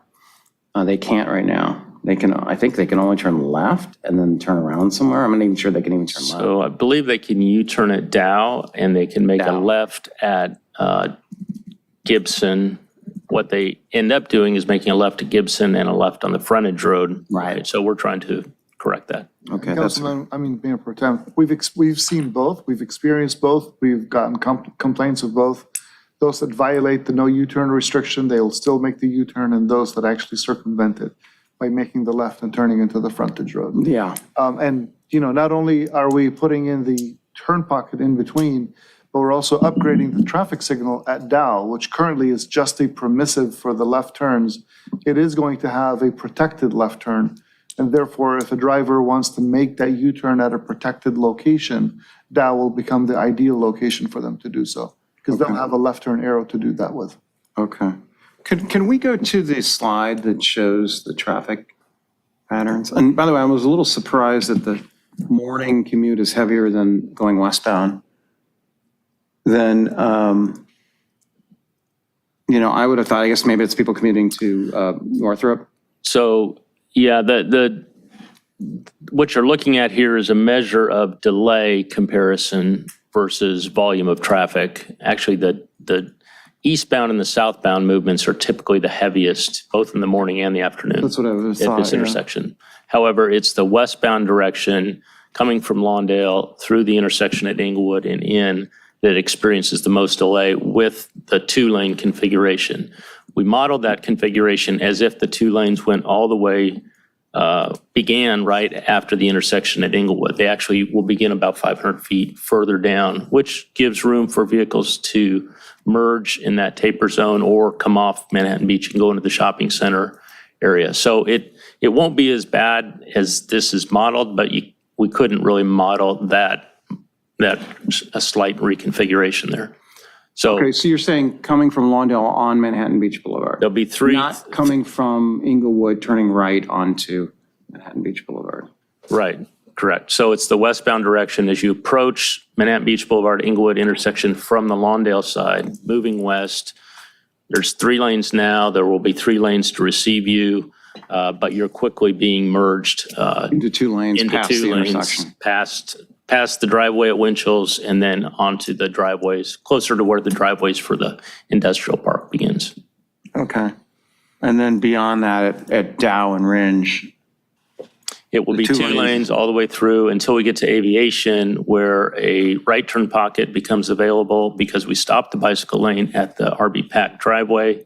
And there's the 2 dedicated left turns at that intersection will be there also. So there's really no change in the configuration at Aviation and Manhattan Beach Boulevard. Yeah, I haven't seen a lot of traffic heading westbound at any time of the day. That's just me, anecdotally.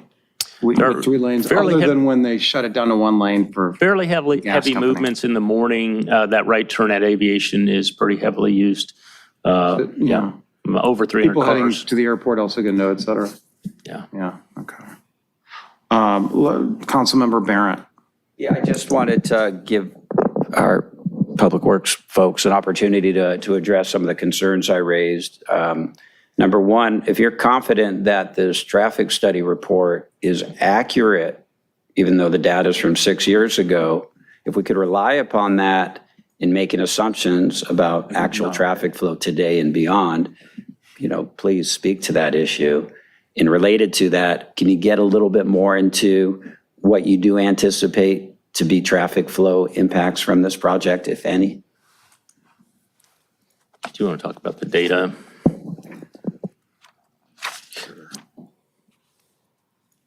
So just a little background. The data was collected in 2017. We didn't want to collect data at the time that the assignment was given to the engineer because the traffic patterns we thought would be affected still by COVID and the reduced traffic that we all enjoyed for a short time.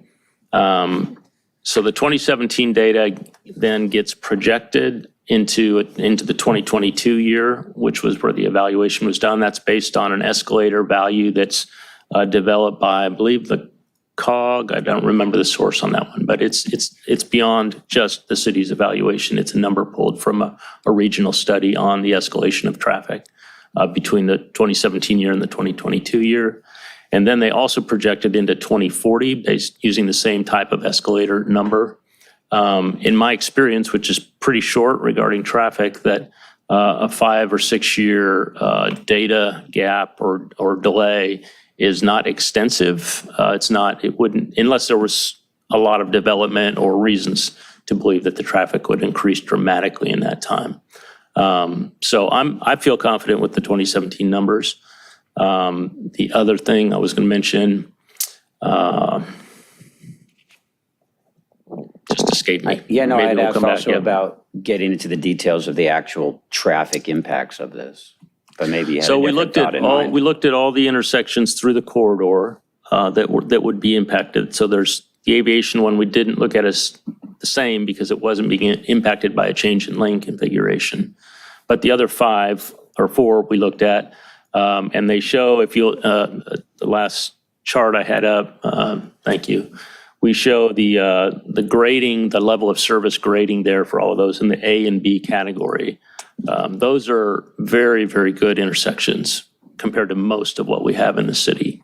A big change in, you would need a monumental, huge, enormous, big change in the traffic volumes to move those numbers out of those categories into worse categories. Our general circulation plan element sets a goal for our major intersections at a level of service D as a goal. So we're well below that. These are much better intersections than the general circulation element, or the circulation element of the general plan calls us to as a goal for the city. So I've no concerns at all about intersection at Doolittle, Ringe, or Dow with regard to traffic impacts. Manhattan Beach Boulevard and Inglewood does show a climb in delay for that morning westbound direction. But when I take into account that we haven't modeled what's actually out there and built now, because this was modeled prior to that, I think that delay is even reduced.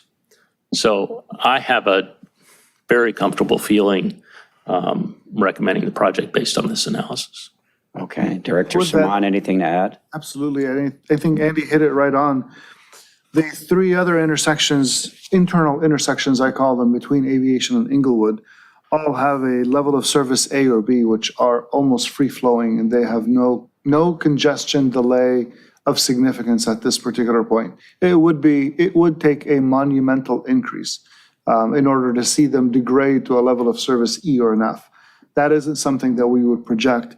The consultant did use 2017 data, and as Andy mentioned, during that period when we were in COVID, we could not do any actual data collection, and therefore we used that, but they used an escalator of 2.5% growth, which is very common. More common and sometimes more conservative is if we're doing a 1 to 3 year projection forward, we would use a 1% growth per year.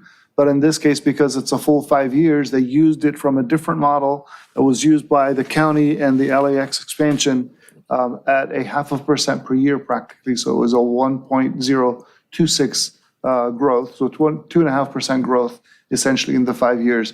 With that, we're not seeing those degradation levels occur at the interior intersections. And as Andy has mentioned, the channelization that's occurring at Aviation that is existing today is not being modified or reduced in any way, shape, or manner. You're talking about the last stretch when you get to RV Pack. Correct. At Aviation and Manhattan Beach Boulevard. Beyond the RB Pack driveway. Yeah, that channelization is not Right. changing from the RB Pack westerly into the intersection. Nor is it changing on the receiving side as you're going eastbound from Aviation on Manhattan Beach Boulevard. We preserve the 2 through lanes exactly in the same manner that they are today. Right. At the intersection of Inglewood and Manhattan Beach Boulevard, the lane configurations that exist today on the outbound side from the city of Redondo Beach are the dual lefts, the dual through, and a dedicated right turn lane. Those lanes will remain in the proposed scenario. The only difference is we're adding in a bike lane that's between the dedicated right turn lane and the second through lane. The right turn lane that's heading right down It Inglewood goes South. southbound on Inglewood, What would be correct. the impact on that lane of the unbuffered Class 2, and pardon my interruption, unbuffered Class 2 bike lane? The impact on that is that both riders and automobile drivers have to watch for each other in order for a driver to enter that right turn pocket. You've got to make sure there's a gap and there are no bicyclists in conflict. No different than having a lane adjacent to you before you turn into the lane to the right. And for the cyclist, obviously for awareness that there isn't a vehicle turning in front of them or that there's a vehicle adjacent to them that may be making that turn. But essentially the number of lanes that are outbound from Manhattan Beach Boulevard are not being degraded with our improvement. On the north side, which is on the receiving side of Manhattan Beach Boulevard. Inbound into Redondo Beach. Correct. So at the westbound side, we're still receiving 3 through lanes through that intersection. What occurs is that the transition is shorter, and as Andy mentioned it's right after the Winchells or the shopping center that's there. But for any of the traffic that's going westbound from Lawndale into our city, they will still have 3 receiving lanes. They just need to transition in a shorter distance after the intersection. So there's no degradation in the number of lanes. And as I mentioned earlier, we have, on the contrary to, actually, that is an improvement to what's being shown here in this table, we've added more capacity for westbound movements out of the city of Lawndale with the dual lefts, which is actually an improvement to their through movement because that left turn demand used to queue up beyond their pocket and blocked off any of the through movement that needed to come through. And then obviously we've added the additional dedicated through lane on southbound Inglewood at the intersection. So we've made the intersection better already. Thank you for doing that, Director Simon. The big one is coming in westbound on Manhattan Beach Boulevard at Inglewood and Manhattan Beach Boulevard. And there's a change, there's an increase, right, in the traffic flow. For my purposes and for the public, can you just describe to us what that impact is, what it will look like, and why that's happening as a practical matter? And then the second part is, if you have that in mind. On Inglewood and Manhattan Beach Boulevard, the westbound movement. Just walk us through it. There's an increase in the traffic flow delay, right? Coming westbound on Manhattan Beach Boulevard at Inglewood. What does that mean in like real world terms to somebody like myself who's not an engineer and just the public? So they understand what this entails. I was going to go back to the table. So the numbers in the table are, they're kind of summary numbers of what an average delay might be for a motorist at the intersection. So if there's no delay, you're just driving straight through. If there's a 5-second delay, that might be in level A. We have some of those shown. So in this case, the average delay for all the 4 directions approaching the intersection goes from, what does it say, 93 seconds to 110 seconds. So it increases by 17 seconds on average. A a big part of that will be in the westbound direction, but not all of it. There are other movements into the westbound that will be part of that delay calculation. So again, this was calculated as if the two through lanes, there were only 2 receiving lanes. So we know we have more than that. Okay. So that delay, this is overstated in terms of what we expect, but that's the limitation of the model. So we don't expect it to be that bad. It won't be no delay, but it's somewhere between 0 and 17 seconds on average is probably what we would expect. Okay. And just so I'm clear, you don't think we need any other traffic study? This is good to go and accurate by the two of you who are the professionals in this area, and we could just bless it as is? And I'm just asking if that's the case. Yeah, I'm curious now to see what our improvement would be with the new additions, but I don't think it's necessary for me to feel confident to recommend the project. All right. Well, that kind of allays my concerns about that. And if you think there's a downside and it would be a wasted cost to do additional traffic analysis, then I won't, it's not a sticking point for me, but I'd be remiss were I not to raise the issue in light of the data that, is in here. So, and then with respect to, the plans and specs, I think you've included some additional information actually in your PowerPoint that I hadn't previously seen that sort of helps. And maybe you did that for everybody's sake, but that kind of helps me understand better specifically what it is you're doing here. So with that, I think I'm good with all 3, including putting this out to bid. So, Is there anybody else that would like to speak in the public? Is anybody on Zoom? There's no one with their hand raised on Zoom, and we're double checking the e-comments. There's one e-comment. Okay. One neutral comment via e-comments. Okay, great. Anybody like to make a motion on N2? Thank you. All right. Okay. Mm-hmm.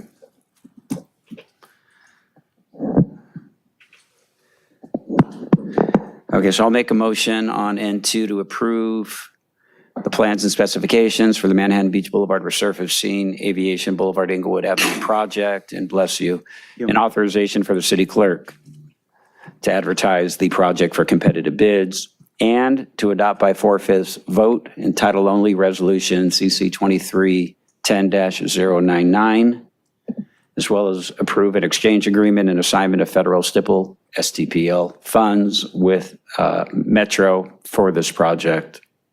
Job number 41160. Is there a second? Second. Okay.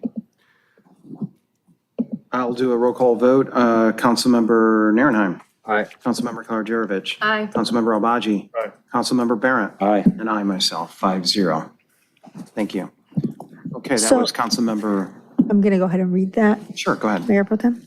And it is to adopt by 4/5 vote and title only resolution number CC 2310-099, a resolution of the City Council of the City of Redondo Beach, California, authorizing a CC 2023-2024 fiscal year budget modification to appropriate $431,183 in stipple unallocated fund balance to the Manhattan Beach Boulevard resurfacing on Aviation Boulevard to Inglewood Avenue project, job number 41160. That concludes the reading. Okay, great, thank you. On to item N3, which is discussion and possible action on the results of the transit operations analysis regarding the conversion of the Beach City's transit fleet to zero-emission buses. Joyce, I guess you're heading this? I am. Okay. I'm in charge today. Okay. My items ready.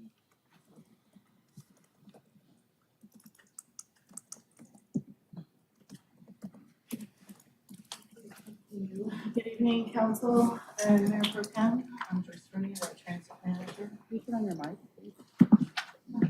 Uh-huh.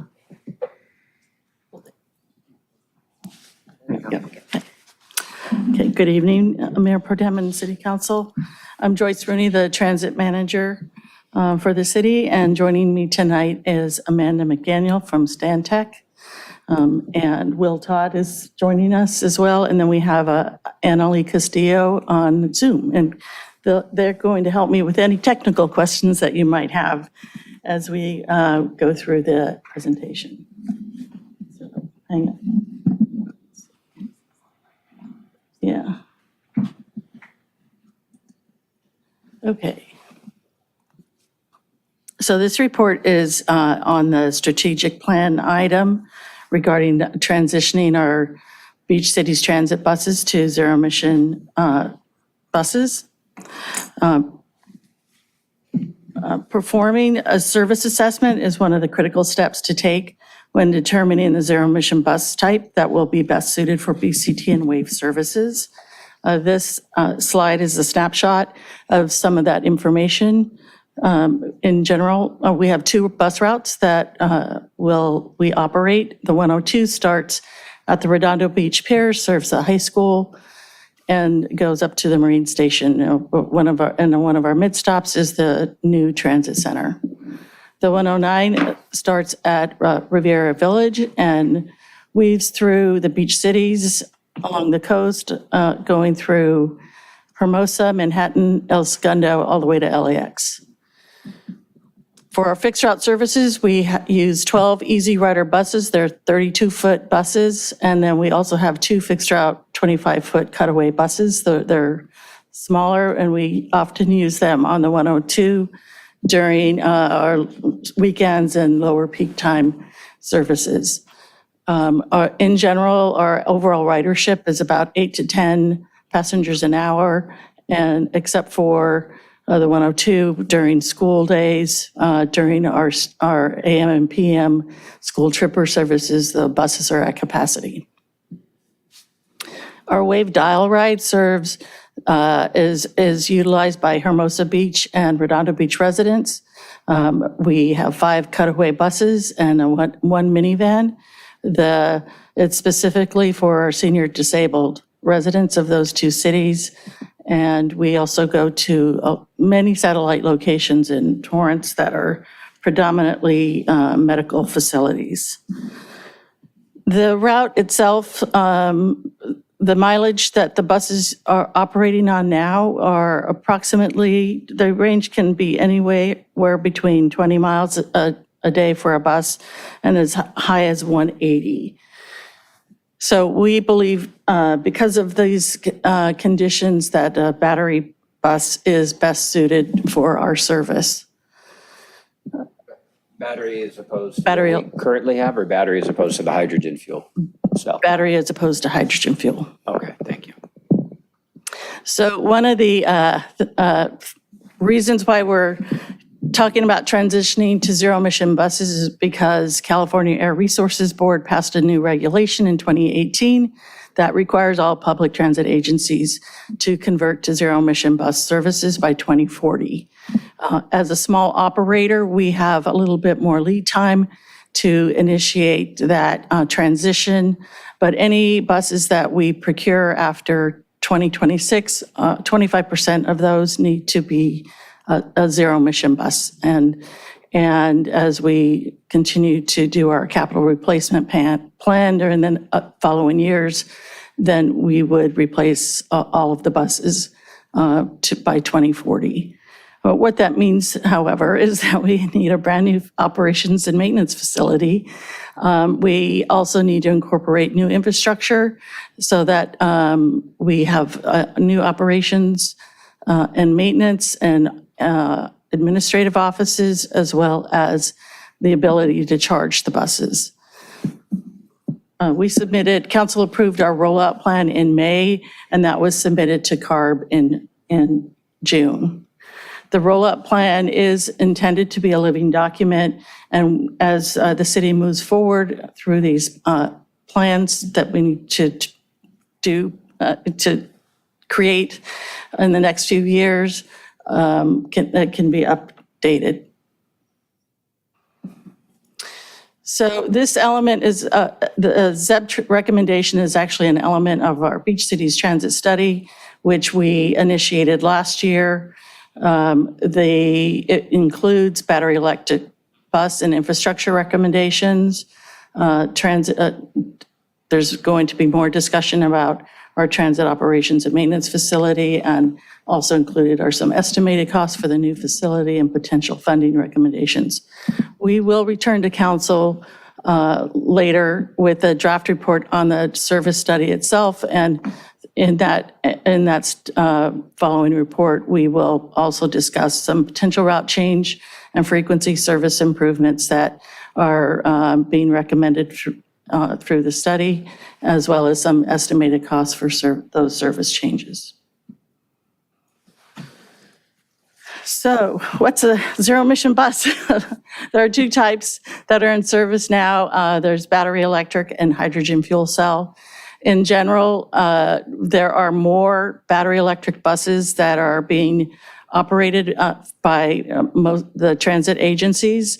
There are also more fleet bus types available. So there are as small as vans all the way up to 40-foot for battery electric buses that are out there. Hydrogen fuel, in contrast, are predominantly only 40-foot buses.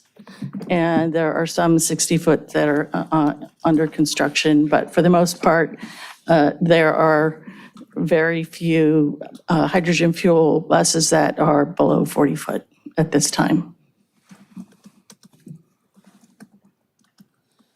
So Stantec is recommended the battery bus based on the following factors. As I mentioned, our transit routes have shorter distance. They travel 20 to 179 miles a day. Our wave daily miles is about 64. Our ridership does not support having larger buses, and therefore battery electric buses are our most likely option for procurement.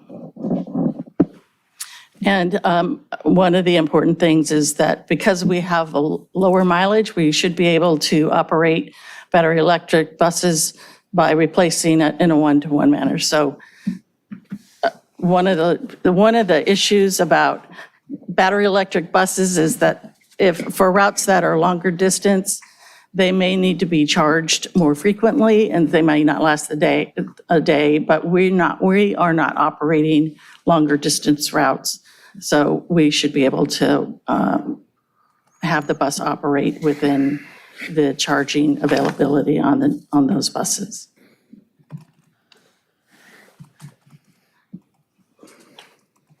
Okay, I cannot express enough the complexity of a zero-emission bus operation. It affects all levels of operation functions, from administration to driver training and maintenance, utility management. It changes the way we think about how the city prioritizes transit and how we're going to move forward with existing staffing, which needs to have a higher level of training. And in addition, we likely need to have a multi-department effort to make this new facility and service be a successful transition. Most importantly, we need a new operations facility. The current location was built in 1966 from General Telephone, and the city purchased it in 2004. So it is not, the existing condition is really not adequate to operate an electric charged system. What we have included in the study is that we'll need to construct a new operations facility. We would like to see not only the transit operations contractor in that office building, but also provide city staff some office space as well. That will help some of the staff, City Hall issues that some of us are located at the Artesia office, which is going to be be moving us someplace in the next couple of years, but having a new facility and offices will also allow us to supervise the contracted operation staff. And we would like to, it would have improved driver facilities and amenities, enhanced maintenance offices and supply rooms, and improved systems in general for the operations, in addition to the charging stations. What that means, though, is that we will need to build something on an existing site. There are not very many industrial locations in the city and/or owned by the city. So we are recommending that we would build the new facility on the current parking lot area that's at the transit center, and relocate it from the east side of the upper parking lot to the southwest corner, and that will enable us to continue to operate during a construction of a new operations facility. Once that new facility is functioning, we can demolish the existing operations and maintenance facility, and we'll replace that with public parking. And then a potential concern would be, are we going to be able to live with the remaining footprint for public parking? And the city can consider planning to construct a public parking structure on the north side of the operation site. So the next slide shows the layout of the existing location. You see the transit center on the north side of the top of the screen. The gray box next to the Public Works is the existing operation site and where we're currently parking our bus fleet. And the concept is to build on the southwest corner, and that's a potential layout of the new operations facility.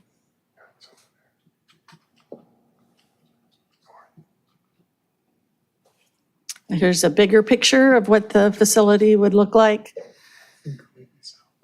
So the maintenance bays, and we get a bus washer, and that would be on the first floor, and then we'd have operations and admin office on the second floor. And this layout allows us to park about 24 buses, I believe, on site, or 23 with utility vehicles and some other parking. It's not enough of a footprint for employees to park their vehicles, so they would continue to need to use the public parking lot for the transit employees for parking.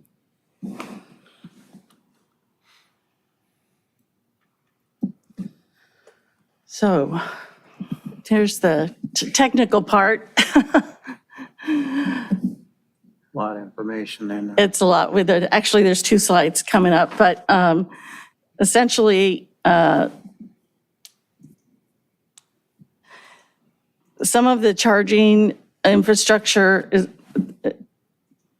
includes new electrical service connectors. We would work with SCE to perform a service study and also participate in their Charge Ready program. I believe Luke gave a presentation a few months ago about participating in the similar program for the city's public charging stations. It's a similar process.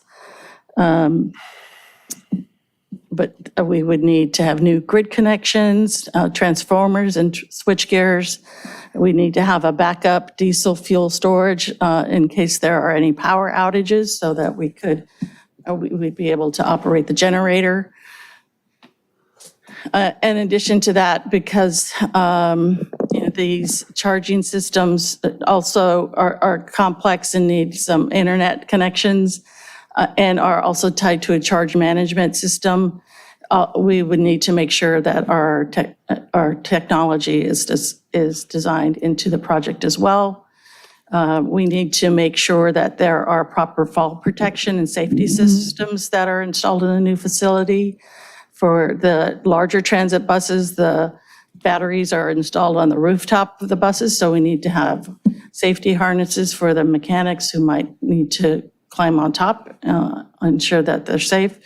And in addition to that, like one of the most important parts of it is the fire safety. There are some concerns about fires with the batteries, and there have been some at some other facilities.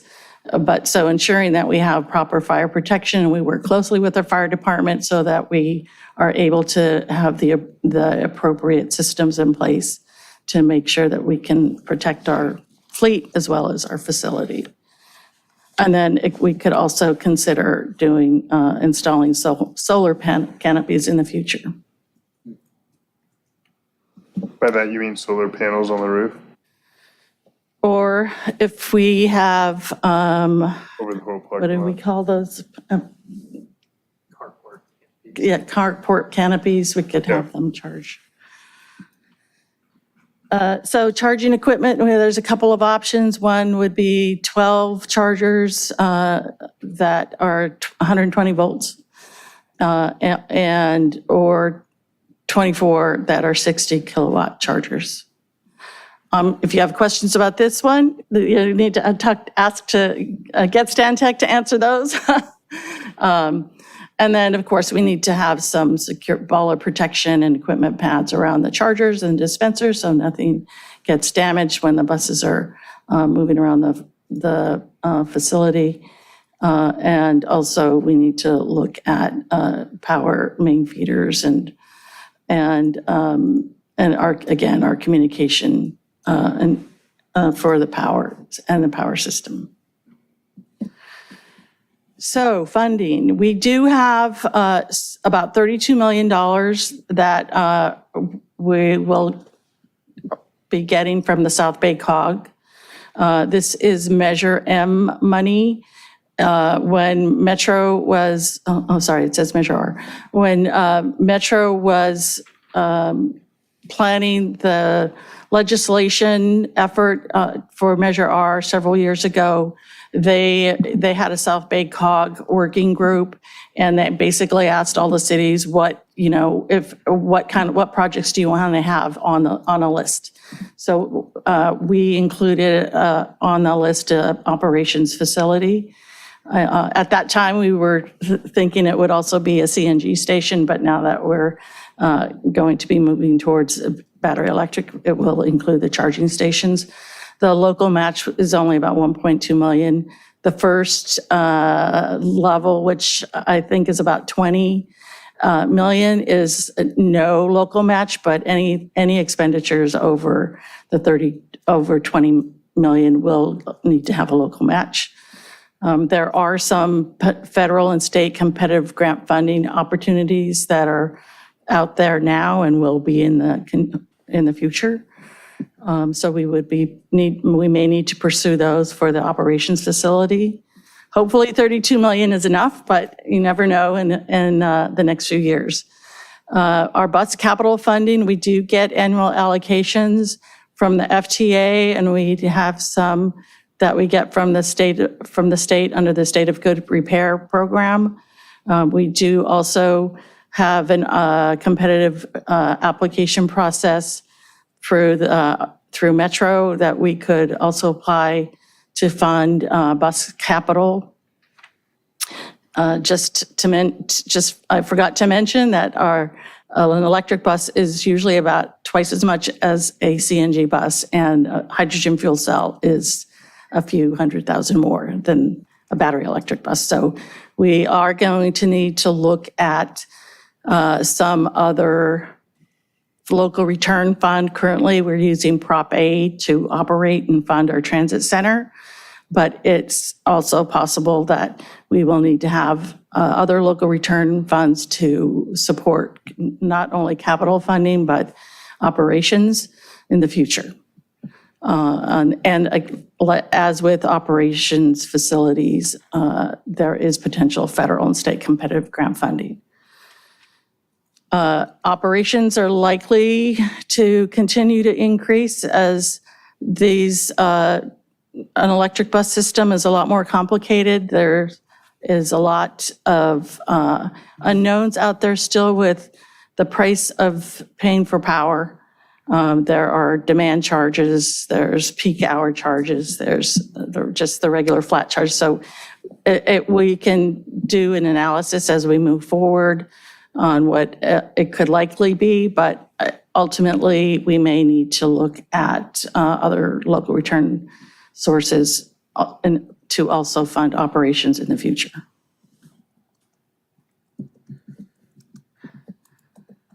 So the next steps would be to work towards facilities design, because the facility really and infrastructure needs to come first. We can get your approval to say, yes, we're on board with the battery electric bus. Once that's done, then we can work with the Public Works Department, in addition to other departments, to figure out how we're going to move forward with that. Public Works in general, as you know, is in charge of CIP projects, and they would likely be taking the lead for a design build project for the new operations facility. As we mentioned before, there's that $32 million from the COG that we could use to start that, and that includes design. We would be looking at starting this planning process within the next couple of years.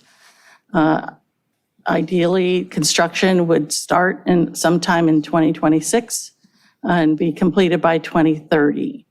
We're towards the end of replacing our last 4 30-foot buses. In the last few years, we've replaced all our cutaways.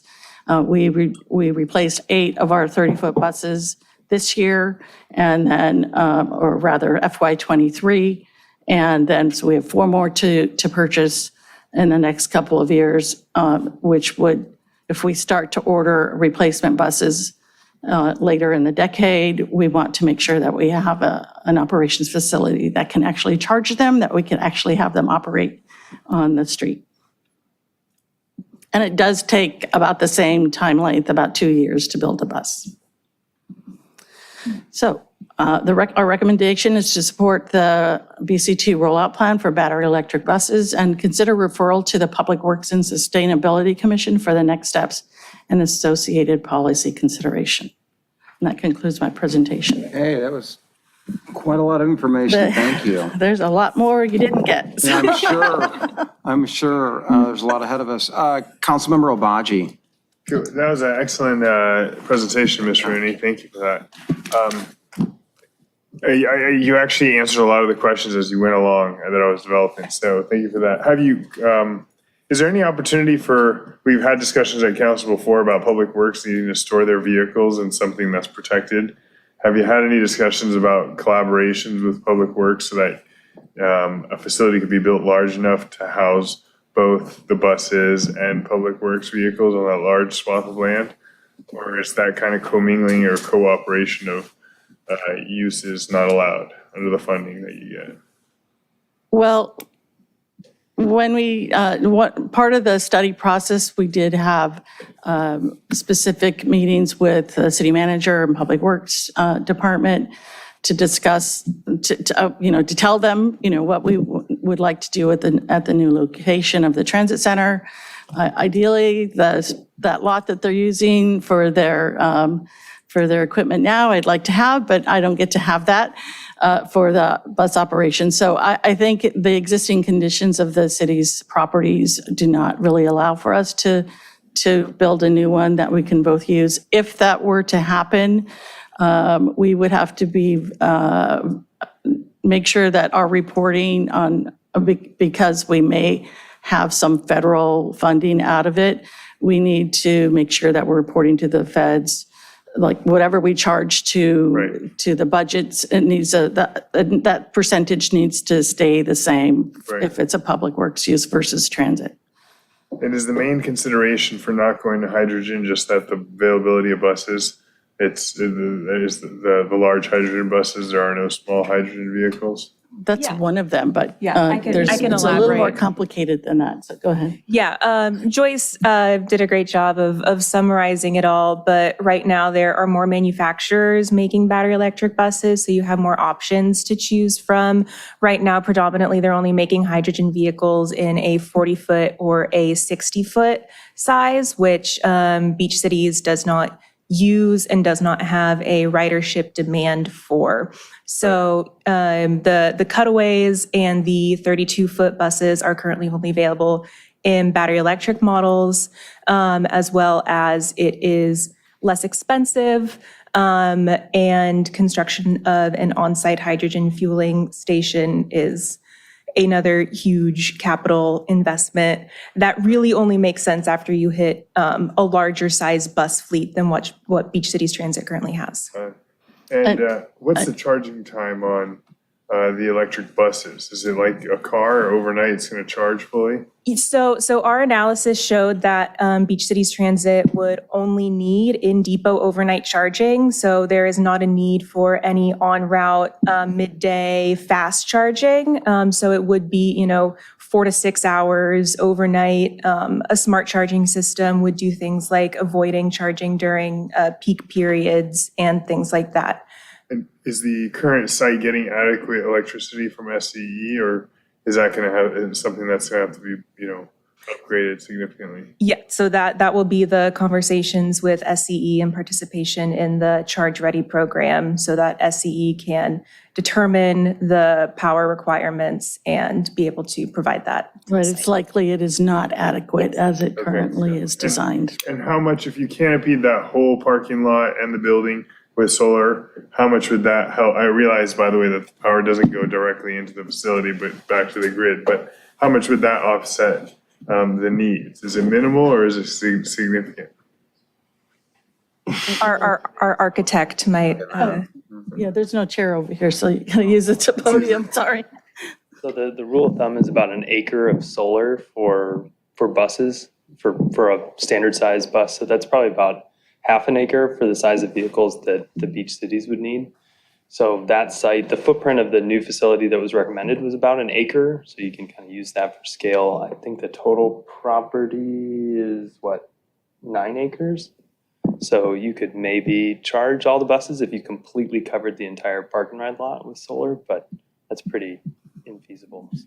Infeasible? Yeah, I mean, Because you can't put a giant drive. canopy over top of the entire thing. I mean, It'd be pretty cool. otherwise, That'd be great. all the asphalt was just going to heat up and cause a heat island effect. So, all right. We didn't really take into consideration the idea that the charging could go directly into the buses. That is actually feasible. And you can actually put the power directly into a battery storage system, energy storage, and then put it into the bus. That's extremely expensive. So it makes more sense to go into grid and then take it back out. Okay. Okay, anything else? Okay. Anybody in the public like to speak to this item? There's one public comment, I believe. That's correct. No one has their hand raised, and there is one public e-comment in support. Okay. Then would anybody like to suggest any action on this item? Motion to adopt the recommendation to move towards battery electric buses. Is that what it is? Is that what you need? And also, And if you'd the like plan. the Public Works and Sustainability Commission to take Yes. this up as kind of a more regular, body to look at these initial steps and upcoming next steps, and then recommend policy for So y'all to moved. consider. Yep, so moved. Is there a second on this? I'll second it then. Okay, any other competing motions? Okay, we'll do a roll call vote. Councilmember Nierenheim. Aye. Councilmember Kalijarovich. Aye. Councilmember Obaji. Aye. Councilmember Barrett. Aye. And myself, aye. So passes 5-0. So that was on Councilmember Obaji, second by me. Thank you. Okay, on to the final item of the evening, N5, discussion possible action on the community development. Thank you guys for everything. Appreciate it. Community Development Director's approval of the 11th extension to the emergency coastal development permit for the temporary closure of the beach access ramp at the Esplanade. Sean Scully. Yes, thank you, Mayor Pro Tem, members of the City Council, Sean Scully, Acting Community Development Director. So discussion item N5 before you tonight is the Acting Community Development Director's approval of an 11th extension to the Emergency Coastal Development Permit issued for the temporary closure of the beach access ramp at Esplanade and Avenue A to protect public safety. So the provisions within the Emergency Coastal Development Permit in the municipal code require the Community Development Director to provide a written and verbal report to the City Council on the action at the next City Council meeting. So we're here tonight to have that discussion. I can make this really brief. I've just got a couple of items I'll touch on. There is a little bit of news, an update with this next application, so I'll share that at the end. But the Community Development Director issued the original emergency coastal development permit back in 2021. It was a 60-day permit, also following the provisions of the municipal code that apply. And it was originally closed due to public safety concerns. The county had completed an engineering study that found the existing path and the railing, the retaining wall in very bad condition. So the municipal code allows for the Community Development Director to issue a emergency coastal development permit when it's required, when the action is required to be taken more quickly than permitted by the procedures for the issuance of a standard coastal development permit. So again, pursuant to the code, the director can approve extensions to the permit, and we're up to our 11th one, provided the application is submitted before that expiration. So as acting community development director, I approved the latest application for the 11th extension on September 19th, 2023. And with this 11th extension, I will note there's the update to the schedule noting the submittal of the actual coastal development permit this fall. And as a matter of fact, we received an email this last week asking for a pre-application meeting, and we're working on scheduling that with Beaches and Harbors sometime next week. So we're hopeful the 11th is our last emergency coastal development permit, because once they file that formal coastal development permit, we don't need to issue any more extensions. Okay, thank you. So, yeah. Councilmember Narenheim. So does that mean their project plans are essentially complete, almost complete? I mean, I see your summer 2023 complete 90% of project design. Does that mean they're going to be? Yeah, they're very nearly complete. So we've been asking to see them. Yeah. We got a brief glimpse, and then they said they wanted to schedule this pre-application meeting. So we're anxious to see what this is going to look like. The second you get that design and it's publicly available, please let me know. People are dying. I'm gonna get asked all the time for it. And in addition to that, there will be another ramp that's probably be falling apart this winter. Right. So the sooner that they get this done and moving ahead, the better. And I'll make a motion to approve the 11th extension. Is there a second? Second. Okay. Public comment. Anybody would like to speak to this public comment, please? Okay, no public comments on, We have no one raising their hand on Zoom, and we have no e-comments. okay, there is a motion on the floor from Councilmember Narenheim, second Councilmember Kawajarovich. Anybody opposed to this? Okay, motion passes 5-0.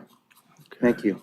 All right. Okay, on to city manager items. The assistant to the city manager will take care of city manager. Yeah, nothing to report. Just Mike sends his regards, and I know he was tearing his hair out having to stay at home, not being at a meeting. It's been a long time since he missed one, so thank you for tolerating me being here in his stead. Yeah, we're tolerating. And yeah, Accepted. Thank you very much. You did a great job, and we wish Mike better health and speedy recovery, so. Much appreciated. Okay, we'll go on to item P, mayor and council items. Discussion, consideration, mayor appointments for various boards and commissions. And it looks like he has nominated two individuals believe for the Historical Commission? Yes. Okay, and those individuals are Rob Coda and James Corbin, both from District 2. Does anybody have any issues with either of those individuals? I could speak to Rob Coda. He's a quality individual, very involved in the community and a local business owner. Make a motion to approve the mayor's appointments. Okay, any, Second. okay. Any objections? Okay, does anybody from council wants to speak, from the public want to speak? Okay, thank you. Item passes 5-0. Okay, now on to referrals to staff. Councilmember Narenheim. I have nothing, thank you. Okay, Councilmember Karadjarovich. Nothing, thank you. Councilmember Obaji. I'd like to have a discussion, agendized discussion about potentially reducing the fees associated with development in the ACAP area, Artesia Boulevard area, or any sort of economic incentives or discounts we could provide for new development in the ACAP area, because I almost killed a project. When would you like that done? In the next, maybe by February or March of 2024. Okay, we can run that by the city second. manager if that works. I'll second that. Yeah. Okay, any opposed? Anybody, anything else? No, that's it for now. Okay, Councilmember Barrett. Nothing. Okay, and I have nothing as well too. So I'd like to entertain a motion to adjourn in memory of Larry Boyd, drama teacher at the former Aviation High School. So moved. Okay, any opposed? Okay, we will see everybody next week, October 10th at 4:30.